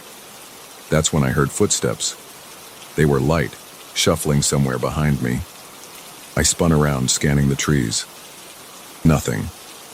The laughter came again, closer than before. It made the hairs on my neck stand up. I shouted, "Show yourself." Silence. My heart pounded so hard it felt like it might burst. I could feel sweat dripping down my forehead. My breaths were coming in sharp gulps. I started jogging, ignoring the pain in my ankle. The faster I moved, the more the voices seemed to follow. They didn't feel hostile. They just sounded playful in a twisted way. I wanted to get away from that laughter. It gave me chills. After a while, I slowed down, completely out of breath. My chest burned. My shirt stuck to me, and my legs felt like lead. Suddenly, the laughter stopped and the singing returned. It was a strange tune with a steady rhythm, but I couldn't pinpoint the language. It echoed off the trees. I stumbled forward and found myself at the circle again. I cursed under my breath, feeling tears of frustration welling up. I wiped them away quickly. I just wanted to leave. I wanted my car, my normal life. But I was stuck. I decided to try something different. I picked up a stick and placed it on the ground in front of the stone circle. Then I turned around and walked into the forest, counting each step. I reached 100 steps, then 200. Then I circled back. When I came back to the clearing, the stick was gone. I looked around, but it wasn't anywhere. The stones looked unchanged. My skin prickled. I felt like I was being watched. I thought about staying in one place until sunset, hoping the night sky might guide me out. But when I checked my phone for the time, there was no signal, and the clock showed the same time I started my walk. It wasn't moving. The battery indicator hadn't changed.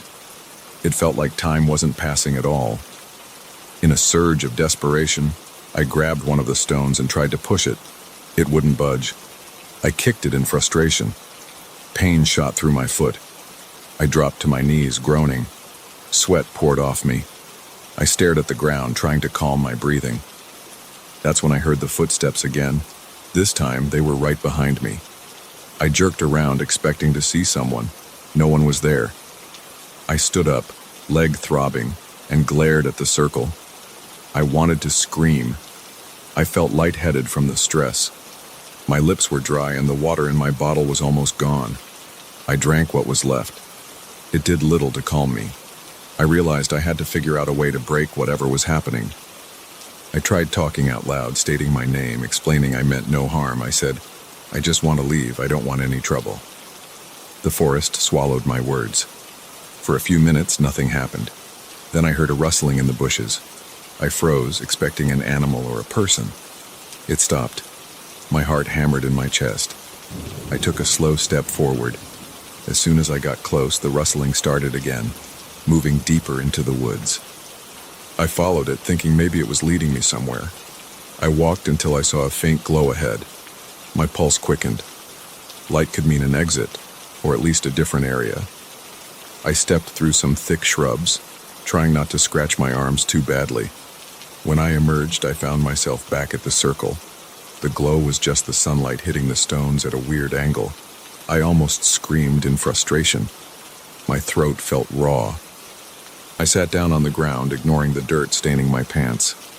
I stared at the trees, feeling beaten. The chanting echoed around me again, that same odd tune. My body trembled. My thoughts were frantic, but I tried to focus on small details to keep from losing it. I looked at my hands, dirty and cut from branches. I felt my chest rising and falling with short, panicked breaths. I told myself to breathe slower. I counted in my head. 1, 2, 3, 4. It helped a bit. Then a sudden breeze swept through the clearing, carrying the laughter again. It sounded higher in pitch this time, almost right next to my ear. I jolted up, spinning around. My vision blurred for a second. When it cleared, the circle looked different. The stones seemed closer together, like they had moved. I rubbed my eyes. The chanting grew louder, circling my head. I covered my ears, but it didn't help. It felt like it was inside my skull. I dropped to my knees. My heart thumped wildly. Sweat dripped onto the grass. I tried to focus on one idea. There had to be a way out. I pulled out my phone again, desperate for a signal. Nothing. The battery symbol was frozen, just like time. I felt a surge of anger. I slammed my phone on the ground. It didn't crack, just bounced. No logic made sense here. I forced myself to stand, knees shaky. I walked up to the stones and ran my fingers across the moss. It felt cold and damp. I whispered, "Let me go," even though I didn't know who I was talking to. I walked through the gap between two stones, careful to keep my eyes on a thick oak I saw in the distance. I told myself I wouldn't look back. I counted each step again. My ankle hurt, but I ignored it. I reached the oak and placed my hand on its trunk. It felt real.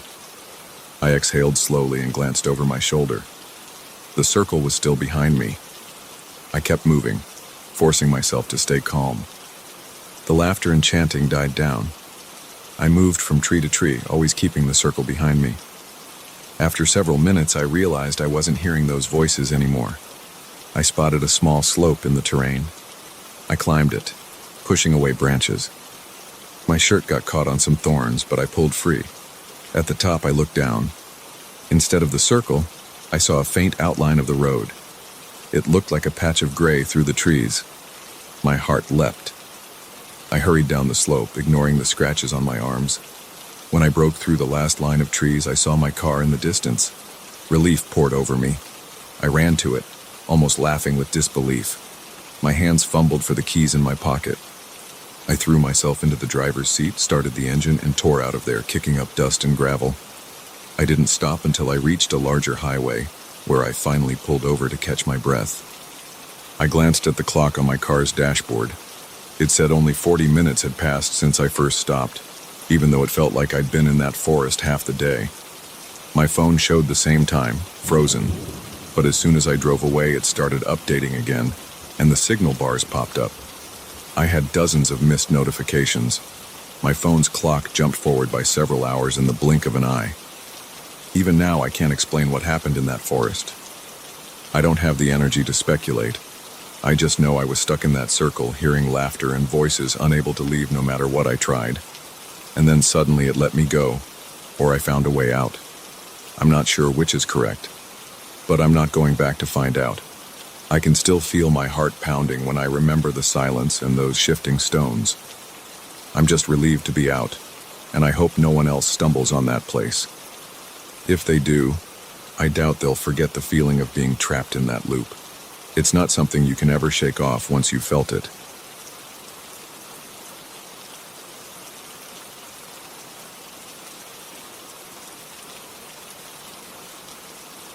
I still remember the first night I heard it. I was sitting in my living room, half asleep on the couch, when a faint melody drifted through the air. It was so soft that I thought I imagined it. But then it grew a little louder. I sat up, thinking I forgot to turn off the TV or the radio, but everything was off. The melody faded, leaving me confused and alert. I walked around the living room, checking every device, but there was no source. I shrugged it off and went to bed, assuming I was just tired. The next morning, I woke up thinking about that melody. I tried to recall the notes, but they slipped away as soon as I focused on them. I felt a slight headache forming behind my eyes whenever I strained to remember. I brushed it off and got ready for work. I told myself it was probably just a dream. My day went by without incident. I work as a receptionist in a small law office. My shift was calm, with routine phone calls and polite greetings. By the time I drove home, I had forgotten about the strange music. That second night, I sat in the kitchen after dinner. I cleaned some dishes, set them on a drying rack, then dried my hands on a dish towel. As soon as I turned around, I heard it again. The same melody, more distinct this time. It floated through the kitchen, sounding close yet impossible to locate. My heart pounded in my chest. I moved from the kitchen to the hallway trying to find the source, but it always seemed to come from just beyond where I stood. When I stood still, it seemed to circle behind me. I felt a chill crawl up my back. I kept walking from room to room, flipping on lights, checking corners. The melody never stopped until I walked into the living room again. Then it vanished. I stood there, breathing fast, ears strained, but heard nothing. I tried to record the melody in my phone's voice app, but I was too late. It was gone. I'm an amateur musician. I picked up the guitar about 5 years ago. I love music, even though I'm not that good. I don't write my own songs. Mostly I just play covers in my bedroom. Sometimes I invite friends over and we jam on old rock tunes. That night after the melody disappeared, I picked up my guitar. I tried to recreate what I'd heard. I strummed a few chords, tested some finger-picking patterns. None of it sounded right. I tried a slow progression, focusing on the notes I remembered, but they wouldn't form a coherent sequence. My hands shook with frustration. I've learned a lot of songs just by ear, but this tune felt slippery, like it was on the edge of my hearing. Eventually, I gave up and went to bed feeling unsettled. Over the next few days, I carried on with normal life. I went to work, chatted with coworkers, ate lunch at my desk, and tried to ignore the sense of anticipation in my stomach. At home, I felt on edge. Every quiet moment felt charged. When I sat alone in my bedroom, I noticed how silent the house was. I turned on music or the TV just to break the tension. I told myself I was acting weird and paranoid. But every time I let the house grow quiet, that melody returned. I couldn't shake it. One night I decided to stay quiet on purpose just to confirm I wasn't imagining things. I sat on the edge of my bed, lights off, no TV, no phone. A deep hush fell over the room. I breathed slowly, listening. My ears felt sensitive, like they were waiting for something. Then, slowly, that strange tune slid into my awareness. It sounded far away at first, like it was coming from beneath the floor or behind the walls. My heart started to pound. A wave of heat spread across my chest. I sat completely still, and the melody got louder. It had a steady flow with a pattern that rose and fell. My hands trembled against my thighs. I realized I was sweating. I felt my t-shirt clinging to my skin. The melody wrapped around my mind, making me dizzy.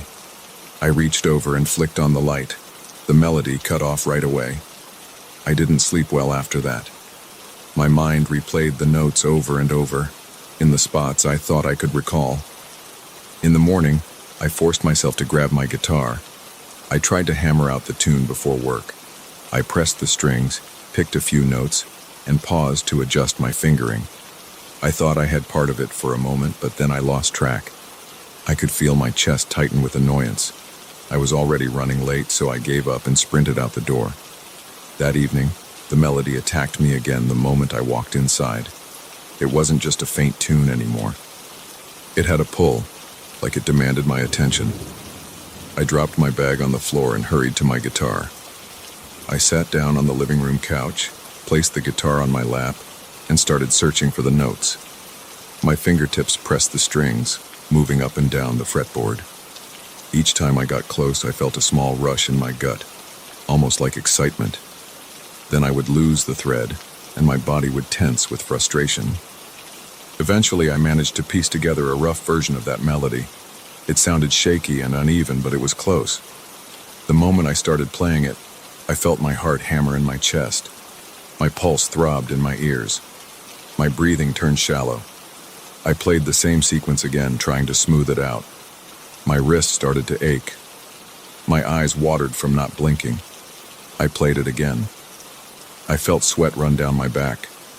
My throat went dry, but I kept going. I couldn't stop. My mind focused on each note. My fingers stung from pressing the strings, but I pushed through the pain. After maybe an hour, I realized my shirt was soaked in sweat. My arms trembled every time I lifted them. My muscles felt weak, and my head ached. I stood up, shaking, and walked to the kitchen to drink some water. My entire body buzzed with tension. My ears rang. After I guzzled 2 glasses of water, I leaned against the counter, panting. I could still hear the melody in my head, but it felt calmer. I went to bed early, feeling sore like I had exercised for hours. The next few days repeated that cycle. I'd come home from work and the melody would seize me. I'd grab my guitar without even thinking about it. I'd play until my fingers burned and my shoulders cramped. Sometimes I'd snap out of it, look at the clock, and realize hours had passed. I'd feel disoriented, dizzy, and drained. My legs would shake when I tried to stand. My heart would pound. The ringing in my ears never left. Sleep became more difficult because my arms twitched at night. I'd wake up feeling exhausted. My coworkers told me I looked pale. I started avoiding social invites. I just wanted to get through my day and rush home to this bizarre routine. One Saturday, I decided enough was enough. I didn't want to be home alone. I called a friend and asked him to come over and jam. He showed up in the afternoon. We set up in my living room, plugging in amps and tuning our guitars. I noticed the house felt quiet. I didn't hear the melody at all. I actually felt relief. My friend asked if I was okay because I looked tired. I told him I was just stressed from work. We played a few rock songs, we chatted about random stuff. I laughed for the first time in days. The melody stayed away as long as my friend was in the house. After a couple of hours, my friend had to leave. The moment he walked out, I felt a strange pressure in the air. The melody slipped back into my hearing like it had been waiting. It sounded more intense, and I felt a wave of heat spread through my chest. I went straight to my guitar, even though I wanted to ignore it. My muscles felt tense. I started to play. My fingers moved on autopilot. I barely thought about the notes. The melody poured out in a continuous loop. My hands cramped. My shoulders hurt. My wrists popped every time I shifted position. Sweat dripped into my eyes. I blinked, but I didn't stop. My breaths came in gasps, and my throat felt sore. My cheeks burned. I could feel my pulse pounding. Eventually, I collapsed against the back of the couch. My guitar slipped off my lap and clattered onto the carpet. The ringing in my ears intensified, and everything went black for a second. When I opened my eyes, I realized I was lying sideways, breathing hard. My vision blurred around the edges. My hands still twitched with the shapes of the chords. I crawled to the bathroom, feeling dizzy and nauseous. I splashed cold water on my face. The reflection in the mirror showed bloodshot eyes and pale skin. My hair stuck to my forehead. I felt my heartbeat in my neck. I had never pushed myself that hard playing guitar. I realized I was shaking from fatigue. My arms tingled. My legs were stiff. I stuck my face under the faucet, letting the water run into my mouth. I swallowed in large gulps, feeling relief on my dry throat. I just stood there, water dripping down my chin, trying to catch my breath. I decided to sleep in a hotel that night. I packed a small bag, grabbed my wallet and keys, and left. Driving felt strange. My arms trembled against the steering wheel. My eyes struggled to focus on the road. I kept hearing the melody in the back of my head like an earworm that refused to leave. At the hotel, I checked in without looking at the receptionist. I just signed the papers and took the room key. Once I was in the room, I sat on the bed staring at the wall. The silence felt unnatural. I waited for the melody to start, but it never came. I almost laughed with relief. I took a hot shower, then I lay on the bed, playing with my phone until I fell asleep. The next morning, I woke up feeling rested for the first time in weeks. My body still ached, but my mind felt clear. I looked at my phone, scrolled through emails, and got dressed. For a moment, I thought about staying at the hotel another night, but my budget wasn't great. I also worried about leaving my house unattended. Around noon, I checked out and drove home, telling myself maybe the spell had broken. The moment I stepped inside my house, that familiar heaviness returned. I set my bag on the floor, listening. The melody came back, slow and deliberate. My heart started racing again. I bit down on my lower lip, trying to push away the urge to pick up my guitar. My hands twitched. I pressed them against my thighs and closed my eyes. I felt my pulse throbbing in my temples. Sweat beaded on my forehead, even though the room felt cool. I forced myself to walk into the kitchen. I opened the fridge and stared inside, looking for something to distract me. My vision blurred with anxiety. The melody grew louder. I clenched my fists. My nails dug into my palms, but I barely felt it. Finally, I lost control and sprinted to the living room. I snatched my guitar from its stand and dropped into the chair. My hands shook, but they found the right frets. The tune spilled out of me. I didn't even think about how my body felt. I just played. My breath caught in my chest. My fingertips were raw from pressing the strings day after day. The metal cut into my skin, but I couldn't stop. My arms burned from tension.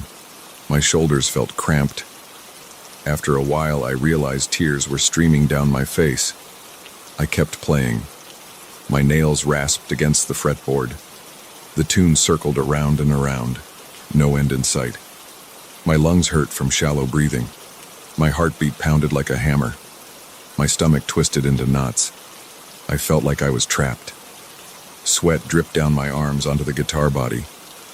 My back ached from leaning forward. My head pounded. When I finally stopped, I couldn't feel my fingers. They were numb and covered in red marks. My face was hot, and my throat burned. I set the guitar aside and stumbled to my bathroom. I vomited into the toilet, coughing and gagging. My whole body was shaking. I leaned over the sink and splashed water on my face, panting. My limbs felt weak. My mouth tasted sour. I turned on the shower and let the hot water run until the mirror fogged up. I stripped off my sweaty clothes and stepped under the stream. The water pounded on my neck and shoulders. It hurt, but it also felt good. My mind was blank except for the lingering echo of that melody. It looped in my thoughts, never fully leaving. Afterward, I sat on the couch, wrapped in a blanket. My guitar was on the floor. I stared at it, my body numb with exhaustion. My breath came in ragged bursts and my hands wouldn't stop trembling. I had no idea what to do. Every time I came home alone, this melody would force me to play until I was near collapse. I felt scared. I felt cornered. But I was too tired to stand. I stayed there, staring at the guitar, thinking about how to survive the next day. I wondered if I should leave the house for good. I wondered if I should destroy my guitar. But I couldn't bring myself to do anything. I just sat in silence, my heartbeat slowing down, waiting for the next wave to hit.